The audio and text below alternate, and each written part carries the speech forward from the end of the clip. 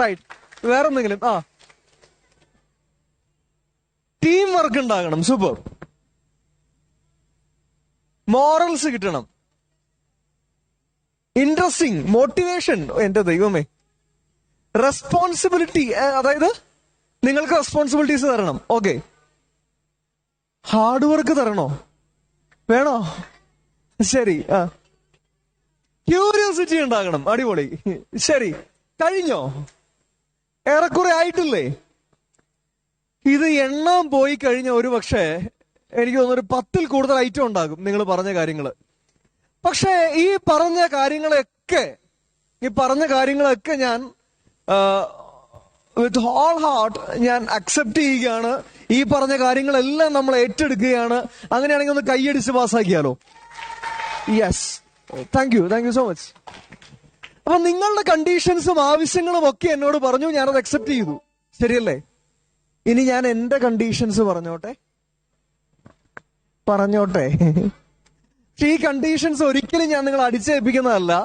നിങ്ങൾ അംഗീകരിച്ചാൽ മാത്രമേ നമ്മൾ ഈ കണ്ടീഷൻസ് മുമ്പോട്ട് കൊണ്ടുപോകുള്ളൂ. Okay. So condition number 1, be pleasant. ഞാനിന്ന് വൈകുന്നേരം വരെ ഉള്ളൂ. ആ സമയത്ത് എനിക്ക് കാണാൻ ഇഷ്ടമുള്ളത്, കാണാൻ ആഗ്രഹിക്കുന്നത് വളരെ പ്ലസന്റ് ആയിട്ടിരിക്കുന്ന, സന്തോഷത്തോടു കൂടിയായിരിക്കുന്ന ആളുകളെയാണ്. റെഡിയാണോ? അങ്ങനെയാണെങ്കിൽ നിങ്ങളെ left and right, back, front, അവിടെ ഇരിക്കുന്ന 4 സൈഡിലുമുള്ള ആളുകളെ നോക്കി ഒന്ന് പുഞ്ചിരിക്കാമോ? മുഖത്ത് നോക്കി പുഞ്ചിരിക്കണേ. ഓക്കെ. ഇനി അതേ പുഞ്ചിരി എനിക്കൊന്ന് തരാമോ? പുഞ്ചിരിക്കാൻ പറഞ്ഞപ്പോ ചില ആൾക്കാരെ നോക്കി. റൈറ്റ്. സോ ബി പ്ലസന്റ് എന്നുള്ള കണ്ടീഷൻ ഓക്കെ ആണ് എങ്കിൽ ഒരു സിംഗിൾ ക്ലാപ്പ്, ഒറ്റ കൈയടി. Thank you. കണ്ടീഷൻ നമ്പർ 2 പറഞ്ഞോട്ടെ. Condition number 2, give your 100%. അത് ശരി, എന്താ സംഗതി എന്ന് മനസ്സിലായോ? എന്താ സംഗതി? മാക്സിമം എഫേർട്ട് എടുക്കണം. Correct, super. മൊത്തം എനർജി എടുക്കണം. ഓക്കെ. വേറെ എന്തെങ്കിലും? ഫുൾ ആക്റ്റീവ് ആയിരിക്കണം, വേറെ ലെവലായിരിക്കണം. പൊളി. പിന്നെ ക്ലാസ് തൂക്കണം. പിന്നെ അല്ല. ശരി, എല്ലാത്തിലും പങ്കെടുക്കണം. സോ മൈ ഡിയർ ഫ്രണ്ട്സ്, നിങ്ങൾ പറഞ്ഞതൊക്കെ കറക്റ്റ് ആണ്, ശരിയാണ്. ഞാൻ 100% എന്നുകൊണ്ട് ഉദ്ദേശിക്കുന്നത് എന്താന്ന് ചോദിച്ചാൽ വളരെ സിമ്പിളാണ്. എന്ത് ചെയ്താലും നമ്മുടെ ബെസ്റ്റ് ആയിരിക്കണം. എന്ത് ചെയ്താലും എന്ന് പറയുമ്പോ ഇവിടെ എന്തെങ്കിലും ആക്ടിവിറ്റി തന്നാൽ നിങ്ങളുടെ ബെസ്റ്റ് കൊടുക്കണം, 100% കൊടുക്കണം. 99% കൊടുത്തു എന്ന് പറഞ്ഞിട്ട് വല്ല കാര്യമുണ്ടോ? No way. അതെന്ത് ചെയ്യുമ്പോഴും 100% ആയിരിക്കണം. So are you ready for that? അങ്ങനെയാണെങ്കിൽ ഒരു single clap. Okay. So that is my condition number 2. ഇതുവരെ വലിയ കുഴപ്പമില്ലല്ലോ. ഓക്കെ. കണ്ടീഷൻ നമ്പർ 3, മൂന്നാമത്തെ കണ്ടീഷനിലേക്ക് പോവുകയാണ്. പറഞ്ഞോട്ടെ. ഓക്കെ. വലിയ സംഭവമൊന്നുമില്ല, വലിയ പ്രശ്നമുള്ള കാര്യമൊന്നുമല്ല. എന്റെ ആദ്യത്തെ 2 കണ്ടീഷനും കേട്ടപ്പോൾ മനസ്സിലായല്ലോ അല്ലെ? മൂന്നാമത്തെ കണ്ടീഷൻ എന്ന് പറയുന്നത്, ഞാൻ ഇടയ്ക്ക് ഒരു ചെറിയ കാര്യം ചോദിക്കും. നിങ്ങളുടെ എനർജി ടെസ്റ്റ് ചെയ്യാൻ വേണ്ടിയിട്ടാണ്. അപ്പൊ ആ സമയത്ത് റെസ്പോണ്ട് ചെയ്യണം എന്നുള്ളതാണ്. ചോദിക്കുന്നത് ഇങ്ങനെയാണ്, എനിബഡി ദെയർ. എന്താ എന്റെ മീനിങ്? ആരെങ്കിലും ഇവിടെ ഉണ്ടോ? എനിക്ക് കാണാൻ പറ്റും നിങ്ങൾ എല്ലാവരും ഇവിടെ ഉണ്ട്, പക്ഷെ നിങ്ങളുടെ മനസ്സ് ഇവിടെ ഉണ്ടോ എന്നാണ് ഞാനതുകൊണ്ട് ഉദ്ദേശിക്കുന്നത്. മനസ്സ് ഇവിടെ ഉണ്ട് എന്നുണ്ടെങ്കിൽ നിങ്ങൾ ഏതെങ്കിലും ഒരു കൈ ഉയർത്തിയിട്ട് പറയണം ഐ. ഇവിടെ ഉണ്ടെന്ന് പറയണ്ട, ഐ എന്ന് പറഞ്ഞാൽ മതി, ചുരുക്കി. അപ്പൊ ഞാൻ ചോദിക്കട്ടെ, എനിബഡി ദെയർ? ഒരു പ്രശ്നമുണ്ട്. ഈ മറ്റേ പ്ലേ സ്കൂളിലൊക്കെ പഠിക്കുന്ന കുട്ടികളെ പോലെ ചില ആൾക്കാര് ഐ നീട്ടിപ്പിടിക്കണ്ട, വളരെ ഷോർട്ട് ആൻഡ് ക്വിക്ക് ആയിരിക്കണം. വളരെ വേഗത്തിൽ കൈ ഉയർത്തുന്നു, അതേ സ്പീഡിൽ താഴ്ത്തുന്നു, ഇൻ ബിറ്റ്വീൻ ഐ എന്ന് പറയുന്നു. സോ ഞാനൊന്നുകൂടി ചോദിക്കട്ടെ, എനിബഡി ദെയർ? ആ കൈയൊക്കെ വേഗം താഴട്ടെ. ഇവിടെ ചില ആൾക്കാർ കൈ പൊക്കിയതല്ലേ, എന്നാ കുറച്ചേരം ഇരിക്കട്ടെ എന്ന് പറഞ്ഞ് നിൽക്കുകയാണ്. So once again, anybody there? Okay, super. അപ്പൊ ഇത്രയേ ഉള്ളൂ, എന്റെ കണ്ടീഷൻസ് ഇത്രയേ ഉള്ളൂ. ഇത് ഓക്കെ ആണെങ്കിൽ ഒരു 2 ക്ലാപ്പ് തരാമോ? Okay, thank you. സോ നമ്മൾ പരസ്പരം കണ്ടീഷൻസ് ഒക്കെ അക്സെപ്റ്റ് ചെയ്ത സ്ഥിതിക്ക് ഞാനിനി ഇവിടുത്തെ ചില കാര്യങ്ങൾ നിങ്ങളുടെ അടുത്ത് ചോദിച്ച് മനസ്സിലാക്കാൻ ആഗ്രഹിക്കുകയാണ്. ടീം നമ്പർ 1 ഏതാണ്? Team number 1? അയ്യോ, ഒരു വിലാപം പോലെ ആയിപ്പോയി. Team number 2? സാറില്ലടാ, പോട്ടെ. Team number 3? അച്ചോടാ, ശരി. Team number 4? ഇപ്പോഴാണ് എനർജി വന്നത്. Thank you. Team number 5? അടിപൊളി. Team number 6? Team number 7? പുറകിലിരിക്കുന്ന ചേച്ചി കൈയടിക്കുന്നതൊക്കെ കൈയടിച്ചോ? കുറച്ചുകൂടി ശബ്ദം എനിക്ക് വേണം. ടീം നമ്പർ ഏതാ പറഞ്ഞത്? 7. Team number 8? തന്താനെ താനിന്ന താനേ താനേ നാനേ. ഒരിക്കൽ കൂടി. Team number 8? മഴയൊക്കെ പെയ്ത് കഴിയുമ്പോ ഇങ്ങനെ ചില തുള്ളികൾ വീഴുന്ന ശബ്ദം പോലെ. മക്കളെ, കൈ രണ്ടും ഒന്ന് ഉയർത്താമോ? ഇങ്ങനെ പിടിക്കാമോ? നിങ്ങൾ വേണ്ട, ഇവര് മാത്രം. ഇങ്ങനെ അടിക്കുമ്പോ ശബ്ദം കേൾക്കണം, അതാണ് ഉദ്ദേശിക്കുന്നത്. Team number 8? ചെറിയൊരു ആശ്വാസം. ശരി, അപ്പൊ എനിക്ക് ടീംസിന്റെ നമ്പേഴ്സ് മനസ്സിലായി. 1 2 3 4 5 6 7 8. ശരി, ഇപ്പൊ ഏറ്റവും കൂടുതൽ പോയിന്റ്സ് സ്വന്തമാക്കിയിട്ടുള്ള ടീം ഏതാണ്? Team number 1. ഓക്കെ, അത് കഴിഞ്ഞ് രണ്ടാം സ്ഥാനം 8. എടാ, നിങ്ങൾക്ക് എങ്ങനെയാണ് ഇത്രയും പോയിന്റ് കിട്ടിയത്? ഈ ജീവനില്ലാത്ത മനുഷ്യർക്ക് പോയിന്റ് കിട്ടിയത് എങ്ങനെയാ? 8 അല്ല. അവിടെ എഴുതി വെച്ചിട്ടുണ്ട്. 8 ആണ്.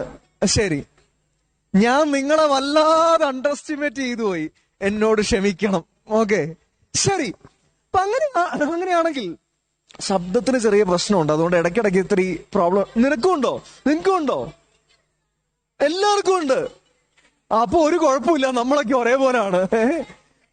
അത് പറഞ്ഞപ്പോഴേ ഇവിടെ മറ്റേ ഗവൺമെന്റ് ഹോസ്പിറ്റലിലെ ചെന്ന് നിൽക്കുന്ന അവസ്ഥയായി. എല്ലാരും ചുമയും ഇതാണ്. ശരി, അപ്പൊ നമ്മൾ ഈ പ്രശ്നങ്ങൾ ഇത്രയും നേരം ആർക്കും ഒരു കുഴപ്പമുണ്ടായിരുന്നില്ല കേട്ടോ. അപ്പൊ ഈ പ്രശ്നങ്ങളൊക്കെ അതിജീവിച്ച് നമ്മൾ വൈകുന്നേരം വരെ അടിപൊളിയായിട്ട് മുമ്പോട്ട് പോകും. റൈറ്റ്. വേറെ സ്ഥിതിയൊന്നും ഇല്ലല്ലോ അല്ലെ? ശരി. അപ്പൊ നമ്മുടെ പരിപാടികൾ ഇന്ന് ആരംഭിക്കുമ്പോ ഇവിടെയുള്ള എത്ര ആൾക്കാരുണ്ട് ഇവിടെ ടോട്ടൽ? Any idea? ഓൾമോസ്റ്റ് 70 ആൾക്കാരുണ്ട് ഇവിടെ. എന്നാ തുടങ്ങിയത് ക്യാമ്പ്? 2 ദിവസമായി അല്ലേ? 3 ദിവസമായി. ഇത് 4ാമത്തെ ദിവസം. 27 28 29 30. നാളെ തീരുമോ? ഓക്കെ, ഇന്ന് തീരും. അല്ല, നിങ്ങളൊരു തീരുമാനത്തിലെത്ത്. ശരി, ഓക്കെ, നാളെ തീരട്ടെ. Okay, fine. അപ്പൊ അങ്ങനെയാണ് എങ്കിൽ എന്റെ ക്വസ്റ്റ്യൻ ഇതാണ്. ഇവിടെയുള്ള ആളുകളിൽ എല്ലാവരും ഒന്ന് എഴുന്നേറ്റ് നിൽക്കാമോ? ഞാൻ ഇനി ചോദിക്കുന്ന എഴുന്നേറ്റ കൈയടിക്കണമെന്നുണ്ടോ? ഞാൻ പേടിച്ചു പോയി. ശരി, റൈറ്റ്. അപ്പോ എന്റെ ക്വസ്റ്റ്യൻ ഇതാണ്. ഞാൻ ചില നമ്പറുകൾ പറയും. ഈ നമ്പേഴ്സ് അത്രയും, ഞാൻ പറയുന്ന നമ്പേഴ്സിന്റെ അത്രയും ആളുകളെ നിങ്ങൾക്ക് പേരറിയാമെന്നുണ്ടെങ്കിൽ യു ക്യാൻ സിറ്റ്. ഞാൻ പറയുന്ന അത്രയും എണ്ണം ആളുകളെ നിങ്ങൾക്ക് ഇവിടെ പരിചയമുണ്ടെങ്കിൽ യു ക്യാൻ സിറ്റ്. ആ നമ്പേഴ്സ് എത്തുമ്പോൾ മാത്രമേ ഇരിക്കാൻ പാടുള്ളൂ. ഏകദേശം, നോട്ട് എക്സാക്ട്ലി, ഇപ്പൊ എണ്ണി നോക്കാനൊന്നും പറ്റില്ല. ഏകദേശം നമ്പർ. ഇനി ആരും സംസാരിക്കുന്നില്ല. ഹലോ, ഇനി ആരും സംസാരിക്കുന്നില്ല.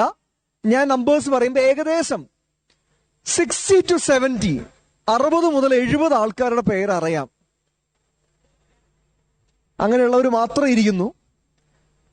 50 to 60, 50 to 59, 50 മുതൽ 59 ആൾക്കാരുടെ പേരറിയാം. ഓക്കെ. 40 to 49, 40 മുതൽ 49 വരെ. 30 to 39, 30 to 39, 20 to 29, 20 to 29, 10 to 19, 10 to 19. Okay. 1 to 9. Okay. കാലിനാണ് കേട്ടോ. ശരി, നച്ചിക്കേതൻ. ശരി, അപ്പോ ഞാൻ നിങ്ങളുടെ അടുത്ത് പറയുന്ന കാര്യം, ഇപ്പൊ ഏറ്റവും കൂടുതൽ ആൾക്കാർ ഇരുന്നത് 10 മുതൽ 19 വരെയാണ്. ഞാൻ പറയും ഇന്നൊരു ദിവസം കൂടിയുണ്ട്. മാക്സിമം ഫ്രണ്ട്സിനെ സ്വന്തമാക്കിയിട്ട് ഇവിടുന്ന് പോകാൻ പാടുള്ളൂ. Maximum friends.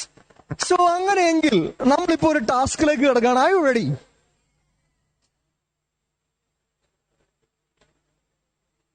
ശരി ശരി, അടുത്ത ടാസ്കിന് വേണ്ടി.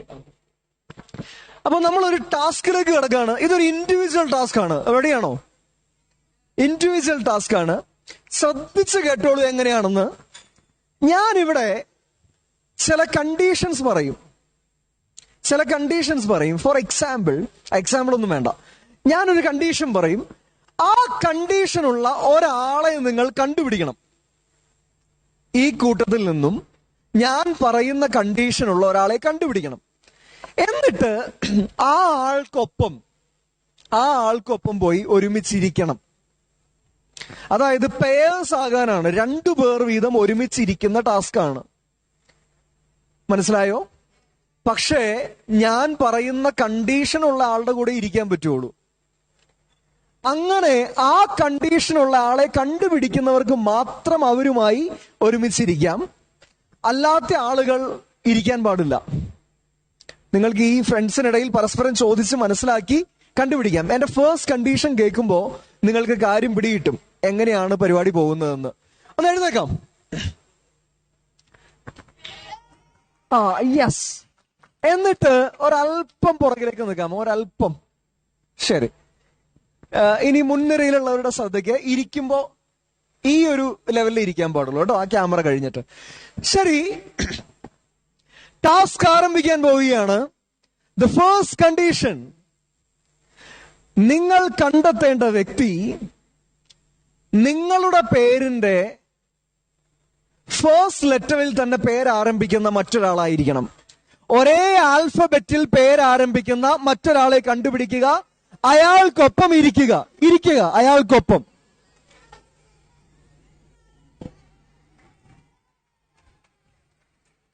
സമയം അവസാനിക്കാൻ പോവുകയാണ്. വേഗം കണ്ടുപിടിക്കാം. വേഗം. ആളെ കിട്ടിയാൽ മാത്രം ഇരിക്കാം.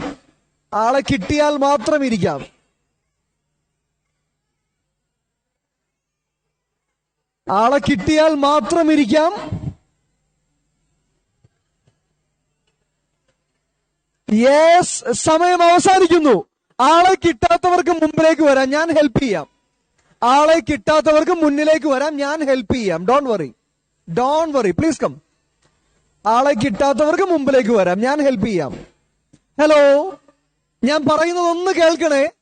ആളെ കിട്ടാത്തവർ ഇല്ലില്ല, 3 പേർക്ക് ഇരിക്കാൻ പറ്റില്ല, 2 പേർക്ക് മാത്രം. ആളെ കിട്ടാത്തവർക്ക് മുമ്പിലേക്ക് വരാം, ഞാൻ ഹെൽപ്പ് ചെയ്യും. Don't worry. കം. ഇവിടെ നമുക്ക് പണിഷ്മെന്റ് അങ്ങനത്തെ പരിപാടിയൊന്നും ഇല്ല. Don't worry. ആളെ കിട്ടാത്തവർ മുമ്പിലേക്ക് വരൂ. കിട്ടാത്തവർ. ശരി, മോനെ ആളെ കിട്ടിയോ? ഇല്ല, ഇങ്ങോട്ട് വരാം. മോനാളെ കിട്ടിയോ? ഇല്ല, കം, നോ പ്രോബ്ലം. ശരി, ഈ നിൽക്കുന്നവരുടെ അടുത്ത് ഞാൻ ഇനി പറയുന്ന ആൽഫബറ്റിൽ പേര് തുടങ്ങുന്ന ആൾക്കാർ കൈപൊക്കണേ. ഈ നിൽക്കുന്നവരിൽ മാത്രം. ഇഷ്ടം പോലെ എ ആണ് ഇവിടെ. നിങ്ങൾക്ക് രണ്ടുപേർക്ക് ഒരുമിച്ചിരിക്കാം. മോനെ ഡോൺ പറയും, നിനക്ക് ഞാൻ ആളെ തരും. ഓക്കെ. നിങ്ങൾ രണ്ടുപേരും പോയിരുന്നോളൂ. B, C. Okay, C. A അല്ലേ? എയും സിയും ഒരുമിച്ചിരിക്കാൻ. ചൂടൊക്കെ അല്ലേ? A C. എന്താ ഇവിടെ പോയിരുന്നോളൂ. ഇരുന്നോളൂ. D, E, D, E, F. Sorry മോനെ, ശരിക്കും കൈ വേണം. ബാ, വെയിറ്റ്. നിങ്ങൾക്ക് രണ്ടുപേർക്ക് ഒരുമിച്ചിരിക്കാം. Go. E, F, G. Okay, H. 2 H ഉണ്ട്, ഒരുമിച്ചിരിക്കാം. Wait. I, J, K. 2 K ഉണ്ട്, ഒരുമിച്ചിരിക്കാം. എൽ. ഓക്കെ, മോൾക്ക് ഇതാ ഈ മോന്റെ ഒപ്പം ഇരിക്കാം. അവിടെ ഇരിക്കാം. M. Okay, N. M and N. ഒരു ചോക്ലേറ്റ് ഇല്ല എങ്ങനെ? ഓക്കെ. ഓ. പി. അതാ തൊട്ടടുത്ത് നിൽക്കുകയായിരുന്നു, അറിഞ്ഞില്ല. പോവുക. P Q R S. Full S ആണ് ഇവിടെ. ഓക്കെ, നിങ്ങൾക്ക് രണ്ടത് ഒരുമിച്ചിരിക്കാം. മോളെ കൊണ്ടുപോയിക്കോളൂ. നിങ്ങൾ ഏതാണ്? R S. ആർ എസ് പൊക്കോളൂ. വി. പേരെന്താ മോളുടെ? വൈഷ്ണവി. ഓ, വി. രണ്ടുപേർക്കും ഒരുമിച്ചിരിക്കാം. നീ ഏതാടാ? പെട്ടെന്ന് പൊട്ടി മുളച്ചത് ഞാനിവിടെ കണ്ടില്ലല്ലോ. ആളെ കിട്ടിയില്ല. ഓക്കെ, പേര്? സൗണ്ടൊക്കെ പോയല്ലേ? ആ ആ ആ സ്പെല്ലിംഗ് എ ആണോ? എൻ. ഓക്കെ, പാവം. ശരി. ഈ കൊച്ചു ബാലന് ഒരു ജീവിതം, സോറി, ഒരു പേരായിരിക്കാൻ ഇവിടെ ആരെങ്കിലും ഉണ്ടോ? ശരി, തൽക്കാലം നമുക്ക് ഇവരുടെ കൂടെ ഇരിക്കാം. And the thing is that make sure that, അല്ല, നിങ്ങളെ ആൾക്കാർ രണ്ടുപേരുണ്ടല്ലോ. കുഴപ്പമുണ്ട്, നിങ്ങളങ്ങനെ ഇരുന്നോളൂ. മേക്ക് ഷുവർ ദാറ്റ് ഇപ്പോൾ നിങ്ങളുടെ കൂടെ ഇരിക്കുന്ന പേരിന്റെ പേരറിയാമോ? ഉറപ്പാണ്. ആളുടെ സ്ഥലം ഏതാണെന്ന് അറിയാമോ? അറിയില്ലെങ്കിൽ ചോദിക്കാം. ഏത് ക്ലാസ്സിൽ പഠിക്കുന്നു? എന്തു പഠിക്കുന്നു?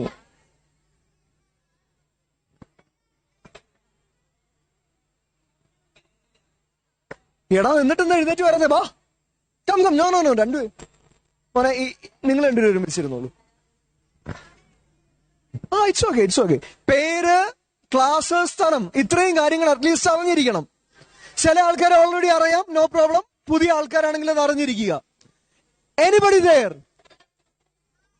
Anybody there?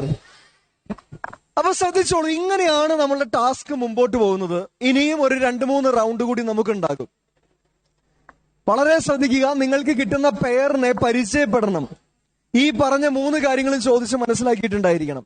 So we are moving to the second round. 2 പേർ മാത്രമേ ഒരുമിച്ചിരിക്കാവുള്ളൂ, 3-4 ആൾക്കാരാകരുത്. So here we go. Second round. നിങ്ങൾ ജനിച്ച മാസം ഒരേ മാസമായിട്ടുള്ള ആളുടെ കൂടെ ഇരിക്കുക. Your time starts now. Go. Same month.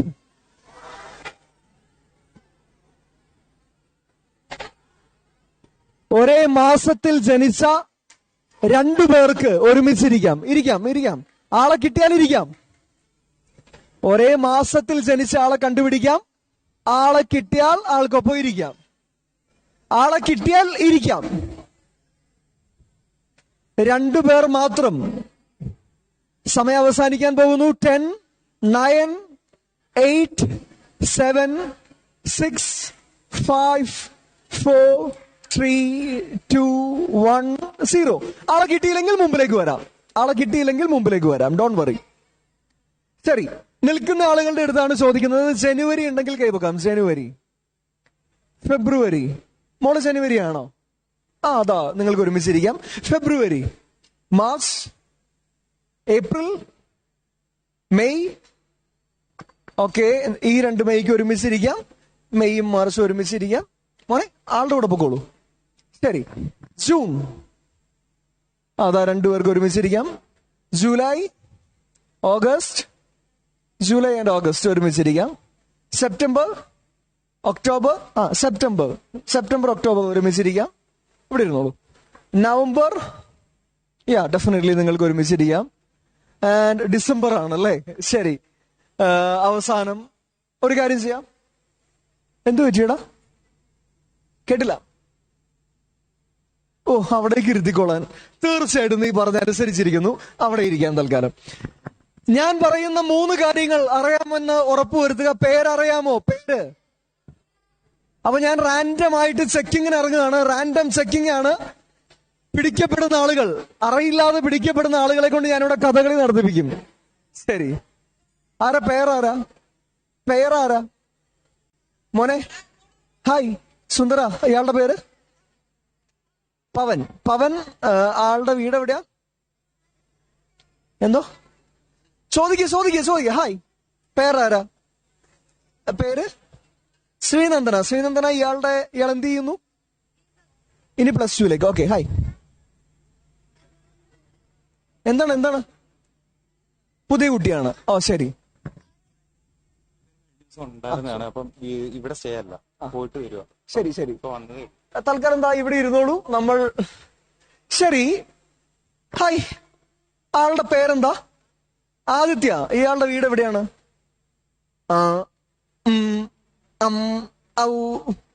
ചോദിക്കുക, വേഗം മനസ്സിലാക്കിക്കോ. ഞാൻ ഈ പറയുന്ന കാര്യങ്ങളെല്ലാം ചോദിച്ചു മനസ്സിലാക്കണം. ആഷോ, ഇവിടെ ഏതാണ് പേർ? അവർക്ക് ഹൂ ഇസ് യുവർ പേർ? ആള് നാട് വിട്ടുപോയോ? നിന്റെ കൂടെ വന്ന് ഇരുന്നപ്പോഴേ ആള് വെറുത്തു, ജീവിതം വെറുത്തുപോയി. ശരി, റൈറ്റ്. ഇയാളുടെ പേര് ചിന്മയ്. ഹായ്. ആളുടെ പേര് അളകനന്ദ. ഹായ്. ആളുടെ പേര് ശ്രീഹരി. Hi bro. ആളുടെ പേര് രഘുനന്ദൻ. ഓക്കെ, രഘുനന്ദ. ഇയാളുടെ വീട് എവിടെയാ? വീട് ധ്യാനത്തിലാണോ? പാലക്കാട്. ശരി, റൈറ്റ്. Hi bro. ആളുടെ പേര് ഹരിജിത്ത്. ശരി, moving to the next condition. 2 കണ്ടീഷനുകൾ പിന്നിട്ടിരിക്കുകയാണ്. 3ാമത്തെ കണ്ടീഷനിലേക്ക് പോവുകയാണ്. ഇപ്പൊ വന്ന ആൾക്ക് വേണ്ടിയിട്ട് ഞാൻ പറയുന്ന കണ്ടീഷനുള്ള ഒരു വ്യക്തിയെ കണ്ടുപിടിക്കണം, എന്നിട്ട് അയാളുടെ കൂടെ ഇരിക്കണം. ഇത്രേ ഉള്ളൂ പരിപാടി. 3ാമത്തെ കണ്ടീഷനിലേക്ക് നമ്മൾ കടക്കുകയാണ്. It's very simple, very simple. 3ാമത്തെ കണ്ടീഷനിലേക്ക് കടക്കുകയാണ്. It's very very simple. പറയട്ടെ, ചില ആൾക്കാർ ഇങ്ങനെയാ നിൽക്കുന്നത്. പറ പറ, എന്നോട് പറ. ശരി, 3rd condition is very simple. You have to find out a person. നിങ്ങൾ കണ്ടെത്തേണ്ട വ്യക്തി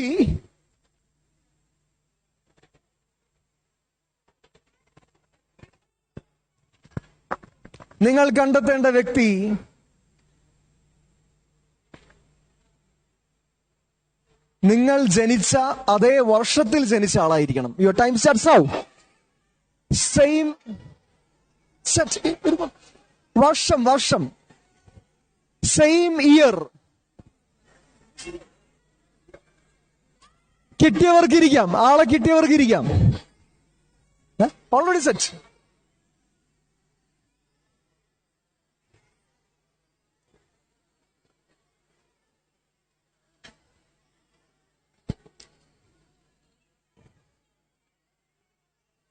സെയിം ഇയർ.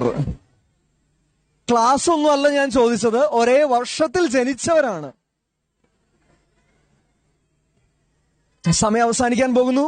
5, 4, 3, 2, 1, 0. കിട്ടാത്തവർക്ക് മുമ്പിലേക്ക് വരാം. Don't worry. കിട്ടാത്തവർക്ക് മുന്നിലേക്ക് വരാം. ശരി, ഇതിപ്പോ ഞാൻ ഏത് വർഷമാണെന്ന് ഓർത്താ പറയാ. നിങ്ങളുടെ വർഷം തന്നെ ചോദിക്കാം. 2000 മുതലുള്ള ആൾക്കാരാണ്. ഓക്കെ, 2000 മുതലുള്ള ആൾക്കാർ ഇവിടെ ഉണ്ടോ? ഇല്ല. 26 വയസ്സുള്ള ആൾക്കാർ ഇവിടെ ഇല്ല. സോ ഒരു കാര്യം ചെയ്യാം. ഏത് ഇയർ? 2009 ഉണ്ടോ ഇവിടെ? 2008, 2010, 2007, 2010, 2007. പൊക്കോളൂ. 2007ഉം 2009 ഒരുമിച്ചിരിക്കാം. 2010 ഉണ്ടോ ഇവിടെ? 11, 11ഉം 10 ഒരുമിച്ചിരിക്കാം. 12, 2012, 13, 2 പേർക്ക് ഒരുമിച്ചിരിക്കാം. മോനെ, നീ 13ആണോ? 2013ആണോ? വെയിറ്റ്, നിങ്ങൾ 13 അല്ലേ? ഒരുമിച്ചിരുന്നോളൂ. 2014. ഓക്കെ, നിങ്ങൾക്ക് 2 പേർക്ക് ഒരുമിച്ചിരിക്കാം. 2015, 2016 ഒരുമിച്ചിരിക്കാം. നിങ്ങൾ 2 പേരും ഒരുമിച്ചിരുന്നോളൂ. നിങ്ങൾ ഏത് വർഷം മോളെ? 17, 17ഉം 18 ഒരുമിച്ചിരിക്കാം. ഡെഫിനറ്റ്ലി. ശരി, ഞാൻ പറയുന്ന 3 കാര്യങ്ങൾ ഉണ്ട് എന്ന് ഉറപ്പുവരുത്തുക. പഠിച്ചവനാണോ? ശരി. പേര് അറിയാമോ? ഏത് ക്ലാസ്സിൽ പഠിക്കുന്നു അറിയാമോ? സ്ഥലം എവിടെയാണ് അറിയാമോ? ശരി, മൂവിങ് ടു ദ നീ അതിനിടയ്ക്ക് എവിടെ പോയി? ഇതാ ഇവരുടെ കൂടെ ഇരുന്നോളൂ. Moving to the next condition, and this will be the last one. അവസാനത്തെ കണ്ടീഷനിലേക്ക് കിടക്കുകയാണ്. Anybody there? യെസ് അല്ലടാ. Anybody there? Super. Last condition ശ്രദ്ധിച്ച് കേട്ടോളൂ. ആദ്യത്തേത് പേരിന്റെ ഫസ്റ്റ് ലെറ്റർ ആയിരുന്നു. രണ്ടാമത്തേത് നിങ്ങൾ ജനിച്ച മാസമായിരുന്നു. മൂന്നാമത്തേത് ജനിച്ച വർഷമായിരുന്നു. നാലാമത്തേത്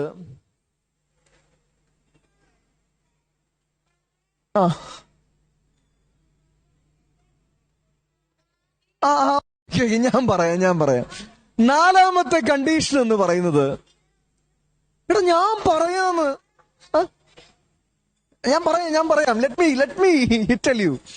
ദ ഫോർത്ത് കണ്ടീഷൻ, നിങ്ങൾ കണ്ടെത്തേണ്ട വ്യക്തിക്ക് നിങ്ങൾ ധരിച്ചിരിക്കുന്ന ഡ്രസ്സിന്റെ സെയിം കളറായിരിക്കണം അയാളുടെ ഡ്രസ്സിനും. Your time starts now. Set. ആളെ കിട്ടിയവർക്ക് ഇരിക്കാം.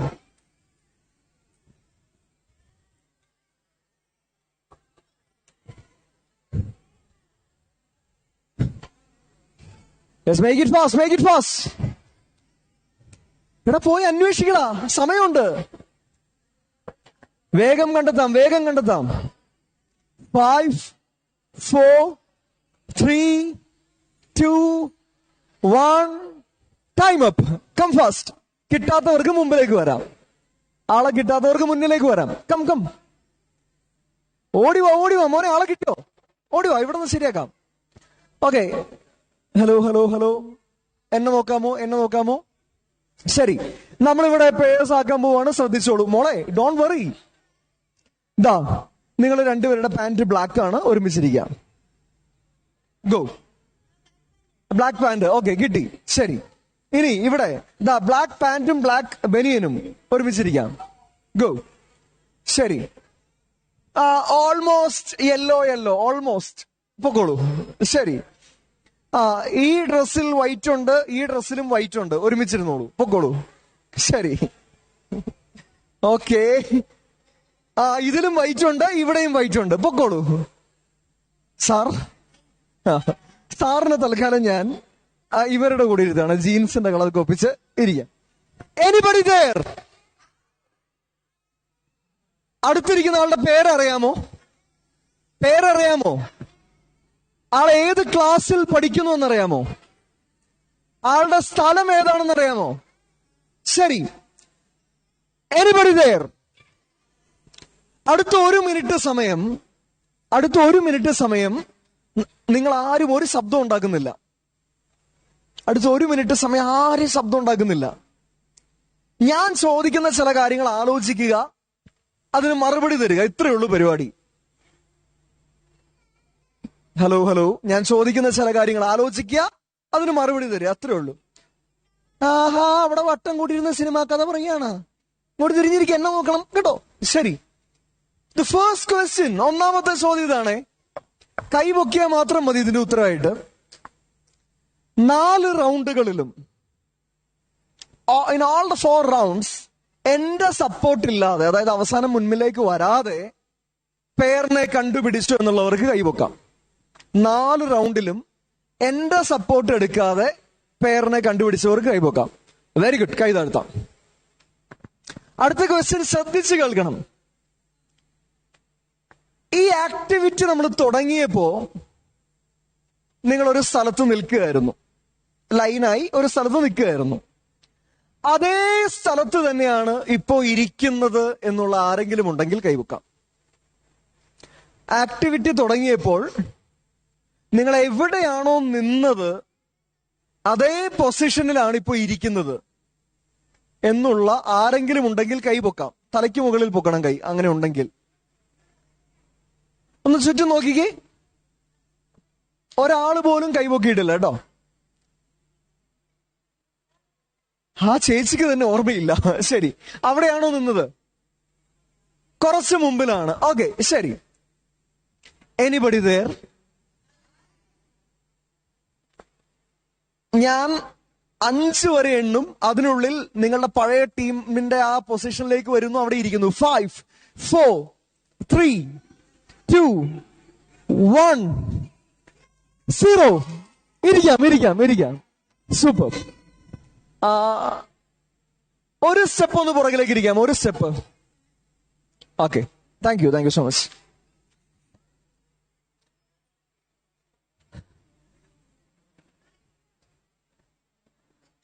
ആ ശരി.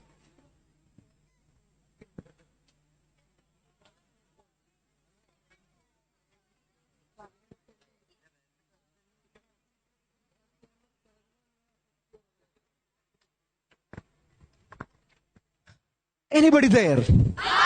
Superb. So dear friends, ഈ ടാസ്ക് തുടങ്ങിയപ്പോ നിന്ന സ്ഥലത്ത് ഒരാൾ പോലും അവസാനമില്ല. എന്താ കാരണം? കൈ പൊക്കിയിട്ട് പറയണം. യെസ്, വേറെ ആൾക്കാർ കണ്ടുപിടിക്കാൻ പോയി. അതായത് ഞാൻ ഓരോ കണ്ടീഷൻ പറയുമ്പോ ഞാൻ ഇവിടെ നിന്ന് കാണുന്നുണ്ട് ചില കാഴ്ചകള്. ചില ആൾക്കാർ കണ്ടീഷൻസ് കേട്ട ഉടനെ അവിടുന്ന് പറക്കുകയാണ്. കണ്ടീഷൻ കേൾക്കുന്നത് തന്നെ മറ്റേ റേസിന് നിൽക്കും പോലെ, ഓൺ യുവർ മാർക്ക്, ഈ രീതിയിലാണ് നിൽക്കുന്നത്. കണ്ടീഷൻ കേട്ട് കഴിഞ്ഞ് ഓടുകയാണ്. ഓടി ചെന്നിട്ട് മറ്റേ ആളുടെ അടുത്ത്, ഏത് മാസം ജനിച്ചേ? നമ്മുടെ മാസം അല്ലാന്ന് പറയുമ്പോ പുച്ഛമാണ് അയാളോട്. പിന്നെ അടുത്ത സ്ഥലത്തേക്ക് ഓടുന്നു, ഓടിപ്പാഞ്ഞു നടക്കുകയാണ്. ഇനി വേറെ ചിലർ ഓടും കണ്ടീഷൻ കേട്ട ഉടനെ തന്നെ. കണ്ടീഷൻ ഓടിച്ചെന്ന ഒരാളുടെ മുമ്പിൽ ചെന്നിട്ട്, അയ്യോ എന്തായിരുന്നു കണ്ടീഷൻ? ആള് കേട്ട മതി കേൾക്കാത്ത പാടി ഓട്ടാണ്, എന്താ സംഭവം എന്ന് പോലും ശ്രദ്ധിക്കുന്നില്ല. അപ്പൊ ഇങ്ങനെ പല പരിപാടികളും നടത്തി ഓൾമോസ്റ്റ് ഒരു 70% ആളുകളും അല്ലെങ്കിൽ ഒരു 60% ആളുകളും 4 റൗണ്ടിലും സ്വന്തം എഫേർട്ട് കൊണ്ട് ആളെ കണ്ടെത്തി. കൺഗ്രാചുലേഷൻസ്. ഇനി ആളെ കണ്ടെത്താൻ പറ്റാതെ മുമ്പിലേക്ക് വന്നത് അത്ര വലിയ പ്രശ്നമൊന്നുമല്ല. ബിക്കോസ് നമ്മളെല്ലാവരും ഭയങ്കര പരിചയക്കാരൊന്നുമല്ല. ഈ 2-3 ദിവസത്തെ പരിചയം നമ്മൾ തമ്മിലുള്ളൂ, നിങ്ങൾ തമ്മിലുള്ളൂ. ശരി, അപ്പൊ ഒന്ന് ആലോചിച്ച് നോക്കാം. ആരും അവർ ആദ്യം നിന്ന സ്ഥലത്തോ ഇരുന്ന സ്ഥലത്തോ ആക്ടിവിറ്റിയുടെ അവസാനം ഇല്ല. ഒരാൾ പോലും ഇല്ല. തിരിച്ചറിഞ്ഞോ? ജീവിതത്തിൽ നേട്ടങ്ങൾ ഉണ്ടാക്കണമെങ്കിൽ, ഞാൻ ഈ പറയുന്ന കാര്യങ്ങൾ മനസ്സിൽ ഉറപ്പിച്ചു വെച്ചോ, ജീവിതത്തിൽ നേട്ടങ്ങൾ ഉണ്ടാകണമെങ്കിൽ, അച്ചീവ്മെന്റ്സ് നേടണമെങ്കിൽ നമ്മൾ ചില കാര്യങ്ങൾ വേണ്ടെന്ന് വെക്കേണ്ടി വരും. നമ്മൾ ആദ്യം വളരെ കംഫർട്ടബിൾ ആയി ഒരിടത്ത് ഇരുന്നു, അല്ലെങ്കിൽ നമ്മൾ ടീമിനൊപ്പം ഇരുന്നു, അത് വിട്ടുമാറേണ്ടി വന്നു. ചിലപ്പോ ഫസ്റ്റ് റൗണ്ടില് സെയിം ആൽഫബറ്റ് എന്ന് പറഞ്ഞപ്പോ ഞാൻ കണ്ടു പല ആൾക്കാരും ഓടി ഫ്രണ്ട്സിന്റെ അടുത്തേക്ക് വന്നു, ഓൾറെഡി പരിചയമുള്ള ആൾക്കാരുടെ കൂടെ ഇരുന്നു. പക്ഷെ അടുത്ത റൗണ്ടിൽ ആ ഫ്രണ്ടിനെ ഉപേക്ഷിക്കേണ്ടി വന്നു. ചില റൗണ്ടുകളിൽ നിങ്ങൾക്ക് ഓൾറെഡി പരിചയമുള്ള ആൾക്കാരുടെ കൂടെ ഇരിക്കാൻ പറ്റി, പക്ഷെ അടുത്ത റൗണ്ടിലേക്ക് വരുമ്പോൾ അത് ബ്രേക്ക് ചെയ്ത് വീണ്ടും വീണ്ടും പോകേണ്ടി വന്നു. സോ വിച്ച് മീൻസ് ജീവിതത്തിൽ നേട്ടങ്ങൾ ഉണ്ടാക്കണമെങ്കിൽ കംഫേർട്ട് സോണുകളെ നമ്മൾ ഉപേക്ഷിക്കാൻ തയ്യാറാകണം. എന്തിനുപേക്ഷിക്കണം? ഒന്ന് ഉറക്കെ പറയാമോ? പിന്നെ ഇപ്പൊ എന്താ ഇപ്പൊ സാധനം? കംഫർട്ട് സോൺ എന്ന് വെച്ചാൽ എന്താ സാധനം? ആരെ പറയുന്നു? ഒന്ന് കൈപൊക്കിയിട്ട് പറയാം. ആ ടീമിന് ഞാനൊരു 10 പോയിന്റ് കൊടുക്കും. യെസ്, ഒന്ന് എഴുന്നേറ്റ് നിന്നിട്ട് പറഞ്ഞു. സുഖമായി ഇരിക്കാൻ പറ്റുന്ന സ്ഥലം, അതൊരു തെറ്റാണോ? സുഖമായ ഒരു സ്ഥലത്തിരിക്കുന്നത് അത് തെറ്റാണോ? പക്ഷെ ആള് പറഞ്ഞത് ഏറെക്കുറെ കറക്റ്റ് ആണ്. 10 പോയിന്റ് ഞാൻ തരുന്നു. ഇനി ആർക്കെങ്കിലും കൂടുതൽ പറയാനുണ്ടോ? യെസ്, അവിടെ ടീം നമ്പർ 3ക്കാണ് 10 പോയിന്റ്. യെസ്, ശ്രദ്ധിക്കണേ. ആള് പറഞ്ഞത് നമുക്ക് ഇഷ്ടമുള്ള കാര്യങ്ങൾ മാത്രം ചെയ്തുകൊണ്ടിരിക്കുന്നത് അതൊരു തെറ്റാണോ? നമ്മളുടെ ഇഷ്ടങ്ങൾ ഉപേക്ഷിക്കാതെ അതിൽ മാത്രം തുടരുന്നു. ഏറെക്കുറെ അടുത്തുണ്ട്, അതുകൊണ്ട് 10 പോയിന്റ് നൽകുകയാണ്. ശരി. യെസ്. പുതിയ ആളുകളെ കണ്ട് അവരുടെ സ്വഭാവം അറിയണം. നമ്മുടെ ചോദ്യം എന്താണ് കംഫർട്ട് സോൺ എന്നുള്ളതാണ്. ആ പരിശ്രമത്തിന് 5 പോയിന്റ് തരാണ് ടീം നമ്പർ 7. Okay, yes. 2 പേരുണ്ടായിരുന്നല്ലേ? നിങ്ങൾ ആരാ പറയുന്നേ? അദ്ദേഹം പറയട്ടെ. ശരി, പറഞ്ഞോ മോനെ.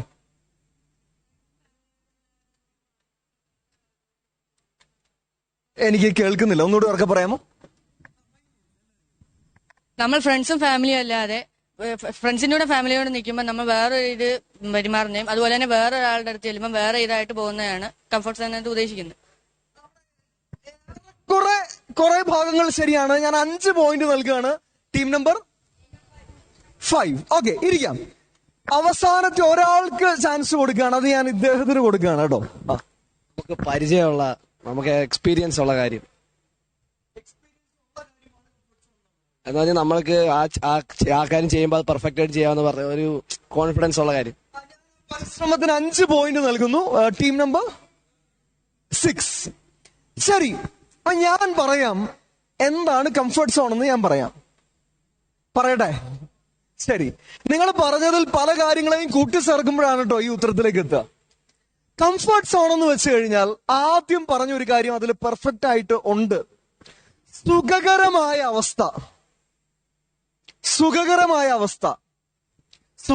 അവസ്ഥ ഒരിക്കലും തെറ്റല്ല. പക്ഷേ ആ സുഖകരമായ അവസ്ഥ നിങ്ങളെ മറ്റൊരു കാര്യവും ചെയ്യാൻ അനുവദിക്കുന്നില്ല അല്ലെങ്കിൽ പ്രേരിപ്പിക്കുന്നില്ലെങ്കിൽ അതാണ് കംഫർട്ട് സോൺ. ജീവിതത്തിൽ നല്ലത് സംഭവിക്കാൻ വേണ്ടുന്ന ഒരു കാര്യവും ചെയ്യാൻ നിങ്ങൾ ആ സുഖകരമായ അവസ്ഥയിൽ ഇരിക്കുമ്പോൾ നിങ്ങൾക്ക് തോന്നുന്നില്ല, പറ്റുന്നില്ല. അങ്ങനെയാണെങ്കിൽ അത് കംഫർട്ട് സോൺ ആണ്. അങ്ങനെയാണെങ്കിൽ നമ്മളുടെ ജീവിതത്തിൽ ഉള്ള ഒരു കംഫർട്ട് സോൺ ആർക്കെങ്കിലും പറയാൻ പറ്റുമോ? നിനക്ക് പറയാമോ? ഫോൺ കേട്ടോ, നമുക്ക് ഒരു സമയം പോലും കൊടുക്കേണ്ടി വന്നില്ല, ചാടി എണീറ്റ്. ബെഡ്, പറഞ്ഞു. കസിൻസ്,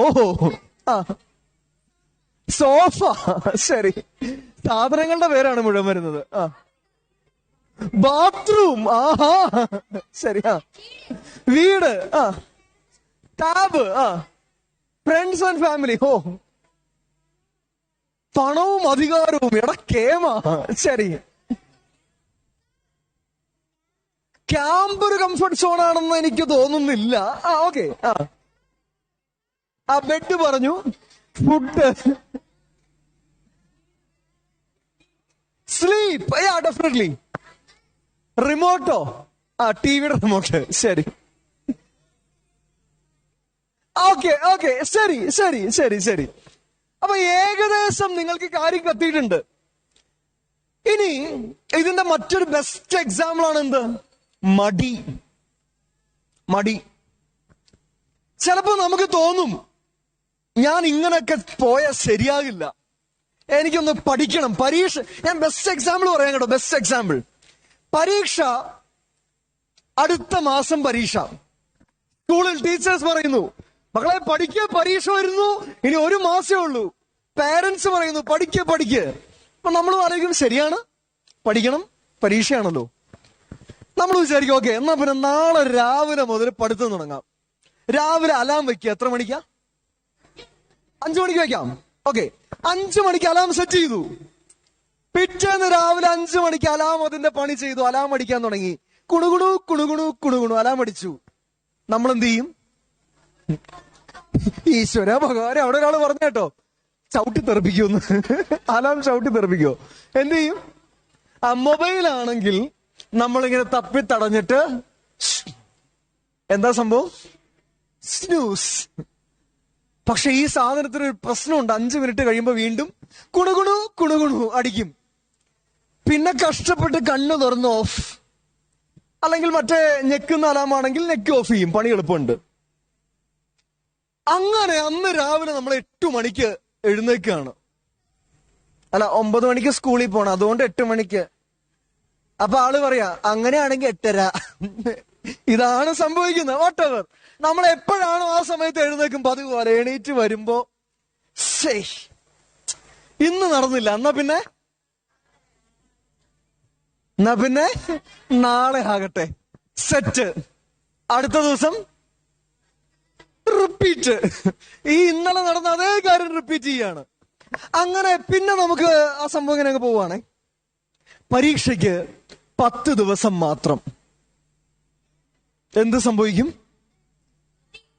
ചെറിയൊരു ടെൻഷനൊക്കെ തുടങ്ങും അല്ലെ? ചെറുത്, നോട്ട് ബിഗ്. ചെറിയൊരു ടെൻഷൻ തുടങ്ങും. അപ്പൊ നമ്മള് പഠിക്കണം. പഠിക്കുവോ? ഹലോ, പഠിക്കുവോ? കുറച്ചാളുകൾ പഠിക്കും കേട്ടോ. പരീക്ഷയുടെ തലേ ദിവസം എന്തുണ്ടാകും? അന്ന് അന്ന് മാസങ്ങൾക്ക് ശേഷം ആ പുസ്തകം തുറക്കപ്പെടും. നല്ല പുതിയ പുസ്തകത്തിന്റെ മണം മൂക്കിലേക്ക് അടിച്ചു കയറും. നമ്മൾ പതുക്കെ ചാപ്റ്റേഴ്സ് ഒക്കെ മറച്ചു നോക്കും. അപ്പോ ചില കാര്യങ്ങൾ കാണുമ്പോൾ നമ്മൾ ഞെട്ടും. ഇതൊക്കെ സ്കൂളിൽ പഠിപ്പിച്ചിട്ടുണ്ടാ? ഉടനെ ഫോൺ എടുക്കും, ഫ്രണ്ടിനെ വിളിക്കും. ഡാ അവിടെ നിന്ന് എന്താടാ ഇങ്ങനൊരു സാധനം പഠിക്കാനുണ്ടായിരുന്നു? അപ്പൊ അവൻ അതേത് പുസ്തകത്തിലാ? അവനും ജീവിതത്തിൽ ആദ്യമായിട്ട് കേൾക്കുകയാണ്. പിന്നെ ഈ പരിപാടി ഇങ്ങനെ മുമ്പോട്ട് പോകുന്നു. നമ്മൾ പുസ്തകം തുറക്കുന്നു. പിന്നത്തെ പഠിത്തത്തിനൊരു പ്രത്യേകതയുണ്ട്. പിന്നെ നമ്മൾ പുസ്തകം തുറക്കുന്നു, തലേ ദിവസമാണ്, ഫസ്റ്റ് ചാപ്റ്റർ വായിക്കുന്നു. അണ്ടർലൈൻ ഒക്കെ ചെയ്യും ചിലര്. അണ്ടർലൈൻ ചെയ്യുന്നു, മനസ്സിൽ പലവട്ടം ആവർത്തിച്ച് പഠിക്കുന്നു. അന്ന് രാത്രിയാകുമ്പോ 10 ചാപ്റ്റേഴ്സ് ഉണ്ട്. എത്ര ചാപ്റ്റർ തീർന്നു? 3 ചാപ്റ്റേഴ്സ്. വൈകുന്നേരം ഇപ്പൊ നമ്മൾ തിരിച്ചറിഞ്ഞു 3 ചാപ്റ്റർ തീർന്നുള്ളൂ. പിന്നെ നമ്മൾ ആ ഗിയർ അങ്ങ് മാറ്റും. പിന്നെ ആളുകൾ വായിക്കുന്നത് കേട്ട ഈ ബൈക്ക് റേസിംഗും കാർ റേസിംഗും ഒക്കെ നടക്കുമ്പോഴുള്ള ശബ്ദമാണ്. എങ്ങനെയാണെന്നറിയോ? പുസ്തകം വായിക്കുന്നത് ഇങ്ങനെയാ വായിക്കുന്നത്. വായന തുടരും. ഇത് എപ്പോഴാ തീരുന്നതെന്നറിയോ? സ്കൂളിലെത്തി, പരീക്ഷാ ഹാളിന്റെ മുമ്പിലെത്തി, പരീക്ഷാ ഹാളിൽ ബെല്ലടിച്ചു. അപ്പോഴും നമ്മൾ വായിച്ചുകൊണ്ടിരിക്കുക. ബെല്ലടിച്ചു കഴിയുമ്പോ ഒരു കാല് ക്ലാസ്സിനകത്ത്, മറ്റേ കാല് ക്ലാസ്സിന് പുറത്ത്. അപ്പോഴും വായിച്ചുകൊണ്ടിരിക്കുകയാണ്. ഇമാതിരി പരിപാടി നമ്മൾ ചെയ്തുകൊണ്ടിരിക്കും. ഡിയർ ഫ്രണ്ട്സ്, അനുഭവം ഉണ്ട് ഇങ്ങനത്തെ സാധനമൊക്കെ? ചിലർക്ക് അനുഭവമേ ഇല്ല. കാരണം അവർ വളരെ സിസ്റ്റമാറ്റിക്കായി പഠിക്കാറേ ഇല്ല. പരീക്ഷയുടെ തലേ ദിവസമായാലും പഠിക്കില്ല, അന്നാണേലും പഠിക്കില്ല. പക്ഷെ വേറെ ചിലരുണ്ട്, വളരെ നേരത്തെ തന്നെ പ്രോപ്പറായി റിവിഷൻ നടത്തി കൃത്യമായി ഡെയിലി പഠിച്ചു പോകുന്ന ചില ആളുകളുണ്ട്. അങ്ങനെയുള്ള ചില ആൾക്കാരെ എനിക്കിവിടെ കാണാൻ പറ്റുന്നുണ്ട്. ചില ആൾക്കാർ ഇങ്ങനെ, വേറെ ചിലത് ഞാനോ നോ ശരി വാട്ട് എവർ. ക്വസ്റ്റ്യൻ ഇതാണ്, എന്തുകൊണ്ടാണ് ഈ 1 മാസം ഉണ്ടായിട്ടും അല്ലെങ്കിൽ 2 മാസം ഉണ്ടായിട്ടും നമ്മൾ പഠിക്കാത്തത്? എന്തുകൊണ്ടാ?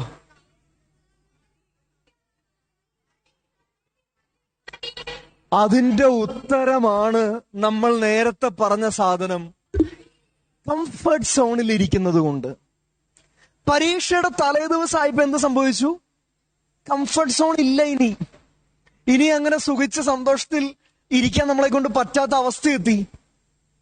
അപ്പൊ നമ്മളൊരു ശ്രമം നടത്തും. എടാ അപ്പൊ ഇത്രേ ഉള്ളേ. ഈ കംഫർട്ട് സോൺ എപ്പോ പൊളിയുന്നോ, എപ്പോ നമ്മൾ പൊളിക്കുന്നോ, എപ്പോ അതിന് പുറത്തു വരുന്നോ, അപ്പൊ നമ്മൾ പണിയെടുക്കാൻ തുടങ്ങും. അപ്പൊ റിസൾട്ട് ഉണ്ടാകാൻ തുടങ്ങും. കംഫർട്ട് സോണിന്റെ അകത്തിരിക്കുമ്പോൾ നമ്മളെ കൊണ്ട് ഒന്നും ചെയ്യാൻ പറ്റില്ല. അതിന് എക്സാമ്പിളാണ് ഈ മടിയൊക്കെ. ചില ആളുകൾക്ക് പേടി പോലും കംഫർട്ട് സോണാണ്. പേടി എങ്ങനെ കംഫർട്ട് സോൺ ആകുന്നേ? പേടി കംഫർട്ട് സോൺ ആകൂ? ഫോർ എക്സാമ്പിൾ ഞാൻ പറയാം. എത്ര പേർക്ക് ഞാൻ ഇപ്പോൾ ഇവിടെ വിളിച്ചാൽ ഇവിടെ നിന്ന് മറ്റുള്ളവരെ നോക്കി മൈക്കിലൂടെ ഒരു മിനിറ്റ് സംസാരിക്കാൻ പറ്റും? എന്താ അവൻ വാഷ്റൂമിലേക്ക് കയറുകയും വേണം, എന്നാ സംസാരിക്കുകയും വേണം. ഓക്കെ, ശരി. എത്ര പേർക്ക് പറ്റും? ഒന്ന് കൈ വെക്കാമോ? ശരി, കൈ താഴ്ത്താം. Thank you. 10-ൽ താഴെ ആളുകളാണ് കൈ പൊക്കിയിട്ടുള്ളൂ. 10-ൽ താഴെ. ബാക്കിയുള്ള ആളുകൾ കൈ പൊക്കിയിട്ടില്ല. കാരണം എന്താ മോളെ? കാരണം എന്താ? കൈ പൊക്കിയോ? എന്താ കൈ പൊക്കാത്തതിന് കാരണം? എന്താണ് കാരണം? പേടിയുണ്ട്. ജീവിതത്തിൽ ഈ പേടി എങ്ങനെ കംഫർട്ട് സോൺ ആവുന്നതെന്ന് ഞാൻ പറഞ്ഞു തരാം. ഇപ്പൊ ഞാൻ പറയണം, ആരെങ്കിലും ഒരാൾ വന്ന് ഇവിടെ സംസാരിക്കുന്നു പറഞ്ഞാൽ ആരെങ്കിലും ഒരാൾ വരും. പക്ഷെ പേടിയുള്ള ആൾക്കാർ എന്ത് ചെയ്യുന്നറിയോ? ഇവിടെ ഇരിക്കാം. അവിടെ കയറി ചെന്ന് പറയാൻ തുടങ്ങിയ തെറ്റിപ്പോകും. അപ്പൊ ആളുകൾ കളിയാക്കും, നാണം കെടും. അതിലും ഭേദമല്ല ഇവിടെ ഇരിക്കുന്നത്. പേടി കംഫർട്ട് സോണായി. സ്വസ്ഥമായി അവിടെ ഇരുന്ന പ്രശ്നമില്ലല്ലോ. അപ്പൊ പേടിയും കംഫർട്ട് സോണായി. എപ്പോഴാണ് ആ പേടി പോട്ടെ ഞാൻ ശ്രമിക്കുമെന്ന് പറയുന്നത്, അപ്പൊ നമ്മൾ കംഫർട്ട് സോണിനെ പൊളിച്ചു. അപ്പൊ ഡിയർ ഫ്രണ്ട്സ്, കംഫർട്ട് സോൺ നമുക്കൊരു വില്ലനാണ്. വളരാൻ സമ്മതിക്കില്ല. വളരാൻ നമ്മളെ അനുവദിക്കാത്ത വില്ലനാണ് കംഫർട്ട് സോൺ എന്ന് പറയുന്നത്. ശരി, നമുക്കൊരു പരിപാടി നടത്തി കളയാം.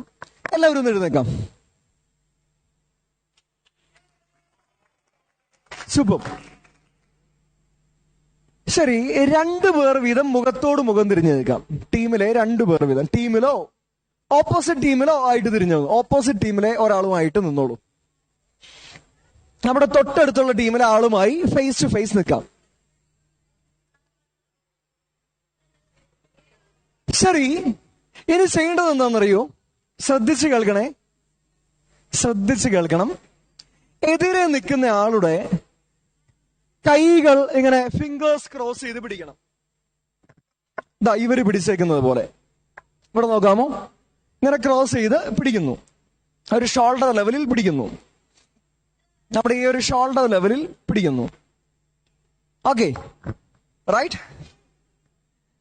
ടാസ്ക് ഇതാണ്. ശ്രദ്ധിച്ച് കേട്ടോളൂ. നമ്മുടെ ഓപ്പോസിറ്റ് നിൽക്കുന്ന ആളെ നമ്മുടെ പൊസിഷൻ മാറാതെ തന്നെ, ശ്രദ്ധിച്ച് കേൾക്കണം, നമ്മുടെ പൊസിഷൻ മാറാതെ തന്നെ എന്ന് വെച്ചാൽ നമ്മൾ സൈഡ് മാറരുത്. നമ്മുടെ സൈഡിലേക്ക് മറ്റേയാളെ, ഞാൻ സ്റ്റാർട്ട് എന്ന് പറയുമ്പോൾ മറ്റേയാളെ വലിച്ചെത്തിക്കണം. ശ്രദ്ധിച്ച് കേൾക്കുക. എതിരെ നിൽക്കുന്ന ആളെ ഞാൻ സ്റ്റാർട്ട് പറഞ്ഞു കഴിയുമ്പോൾ മാത്രം വലിച്ച് നമ്മുടെ ഭാഗത്തേക്ക് എത്തിക്കണം. ഇതാണ് task. Ready, 1 2 3 start.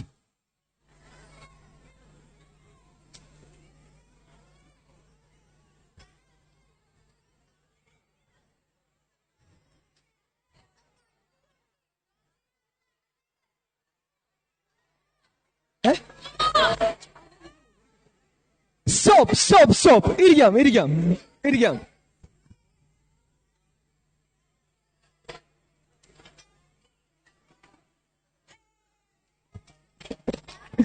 Anybody there? മക്കളെ ഇരുന്നാലോ? എന്താ ഇപ്പൊ ഇവിടെ ഉണ്ടായേ? ഞാൻ നോക്കുമ്പോ ചില ആളുകള് മറ്റേ ആട് സിനിമ ഉണ്ടായല്ലേ, അതിലെ പോലെ മറ്റേ കൊടികേറണ പൂരമായി അതിഭീകര വലിയാണ്. 1 ആണോ 2 ആണോ 3 പോരെ. ശരി, ആഞ്ഞു വലിക്കുകയാണ്. ഇനിയിപ്പോ അതിന്റെ ഡിസ്കഷൻ വിടും, ഞാൻ ചുമ്മാ പറഞ്ഞതാ. ഉടനെ ആടിലെ കഥ ഡിസ്കസ് ചെയ്യാണ്. അപ്പൊ ഈ വടംവലി നടക്കുന്നു. വേറെ ചില ആളുകൾ ആദ്യമേ തന്നെ വലിക്കണ്ട, ഞാൻ അങ്ങോട്ട് വന്നോളാം, സ്വയം കീഴടങ്ങി. വേറെ ചില ആൾക്കാർ ഞാൻ നോക്കുമ്പോ അവര് കിടന്ന് കണ്ണു തുറന്നിട്ടില്ല, അതിഭീകര വലിയാണ്. പക്ഷേ ഓൾറെഡി അപ്പുറത്തെത്തി, കണ്ണടച്ചു വെച്ചേക്കുന്നുണ്ട്, എവിടെയാണെന്നറിയില്ല, ഭയങ്കര വലിയാണ്. Anybody there? മക്കളെ, അപ്പോ തിരിച്ചറിയാം, ഇവിടെ ഈ ടാസ്ക് ചെയ്യാൻ പറഞ്ഞപ്പോ ചില ആളുകൾ ഒന്നും നോക്കിയില്ല, ചെയ്തു. എതിരെ നിൽക്കുന്ന ആളുടെ ശക്തി, വലിപ്പം ഇതൊന്നും നോക്കിയില്ല. 5ാം ക്ലാസ്സിൽ പഠിക്കുന്ന ആള് +2 എതിരെയുള്ള ചേട്ടന്റെ അടുത്ത് വാ പിടി. അതിനിടയ്ക്ക് ചില ആളുകൾ ബുദ്ധിപൂർവം അങ്ങോട്ടും ഇങ്ങോട്ടും മാറി, ബുദ്ധിപൂർവം മാറിയ ആളുകളും ഉണ്ട്. ചില ആൾക്കാർ ഫ്ലൈറ്റ് പിടിച്ച് അന്യ രാജ്യത്തേക്ക് വരെ പോയി. മകളെ മടങ്ങി വാ, ശരി തിരിച്ചു വരാം. അവള് വേറൊന്നും കൊണ്ടല്ല, അവൾക്ക് സെയിം അല്ലെ, ഒരു സെയിം വൈബുള്ള ആളുടെ അടുത്ത് പോണായിരുന്നു. എന്തോ ചേച്ചിക്ക് നല്ല മനസ്സിനൊരു കയ്യടി കൊടുക്ക്. ചേച്ചിക്ക് പേര് കിട്ടാൻ വേണ്ടി അവിടുന്ന് ഒരാൾ മാറിക്കൊടുക്കണായിരുന്നു, അതുകൊണ്ട് ആള് മാറിക്കൊടുത്തതാണ്. മിടുക്കി, സൂപ്പർ. അപ്പൊ തിരിച്ചറിയാം, ഈ കംഫർട്ട് സോൺ പൊളിക്കണമെന്ന് പറഞ്ഞ് ചില ആൾക്കാർ പോയി അബദ്ധത്തിലേക്കും ചാടും. അങ്ങനൊരു പരിപാടിയുണ്ട്. ഇപ്പൊ ഇവിടെ ആരത്? ഞാനൊരു ലോലഹൃദയൻ, എന്നെ പേടിപ്പിക്കരുത് കേട്ടോ. ശരി, ഇവിടെ +2 ചേട്ടന്റെ അടുത്ത് 5ാം ക്ലാസ് വാടാ എന്ന് പറഞ്ഞ് പിടിച്ച പോലെ ചില ആൾക്കാര് എന്നാ പിന്നെ കംഫർട്ട് സോൺ പൊളിച്ചേക്കാം എന്നും പറഞ്ഞ് അതിഭീകര സാധനങ്ങളിലേക്ക് ചാടും. അതിന്റെ ഒരു എക്സാമ്പിൾ ആണ് നമ്മുടെ സൊസൈറ്റിയിൽ, നമ്മുടെ സമൂഹത്തിൽ നടക്കുന്ന ചില കാര്യങ്ങൾ. ചില ആളുകൾ, ചില മുതിർന്ന ആളുകൾ നമ്മുടെ അടുത്ത് വന്നേക്കും.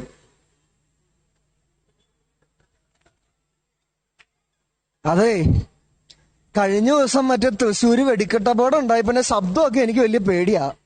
നിങ്ങളൊക്കെ ചുമക്കല്ലേ. ശരി, എന്തോ നീ 3ാമത്തെ പ്രാവശ്യമല്ലേ വെള്ളം കുടിക്കണേ, കുടിച്ചോ.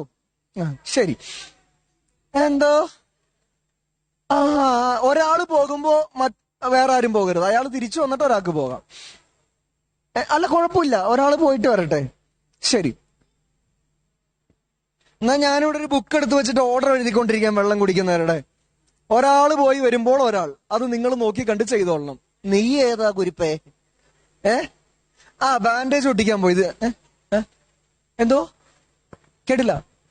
ക്ലാസ്സിൽ കയറിക്കോട്ടെ എന്ന്. ഇരിക്ക്, ഡെഫിനറ്റ്ലി, നോ പ്രോബ്ലം. ഒരു മനസ്സ് മിടുക്കനാടാ. അപ്പൊ ഞാൻ എവിടെയാ പറഞ്ഞു നിർത്തിയത്? തൃശ്ശൂർ പൂരത്തിന്റെ വെടിക്കെട്ട്. അതിനു മുമ്പൊരു കാര്യം പറഞ്ഞിരുന്നു. ഏതാ ഏതാ സൊസൈറ്റിയിൽ നടക്കുന്ന കാര്യങ്ങൾ. നിങ്ങൾ കേൾക്കാനും കാണാനും സാധ്യതയുള്ള ഒരു കാര്യമാണ് ഞാൻ പറയാൻ പോകുന്നത് കേട്ടോ. നിങ്ങൾ കേൾക്കാനും കാണാനും സാധ്യതയുള്ള ഒരു കാര്യം.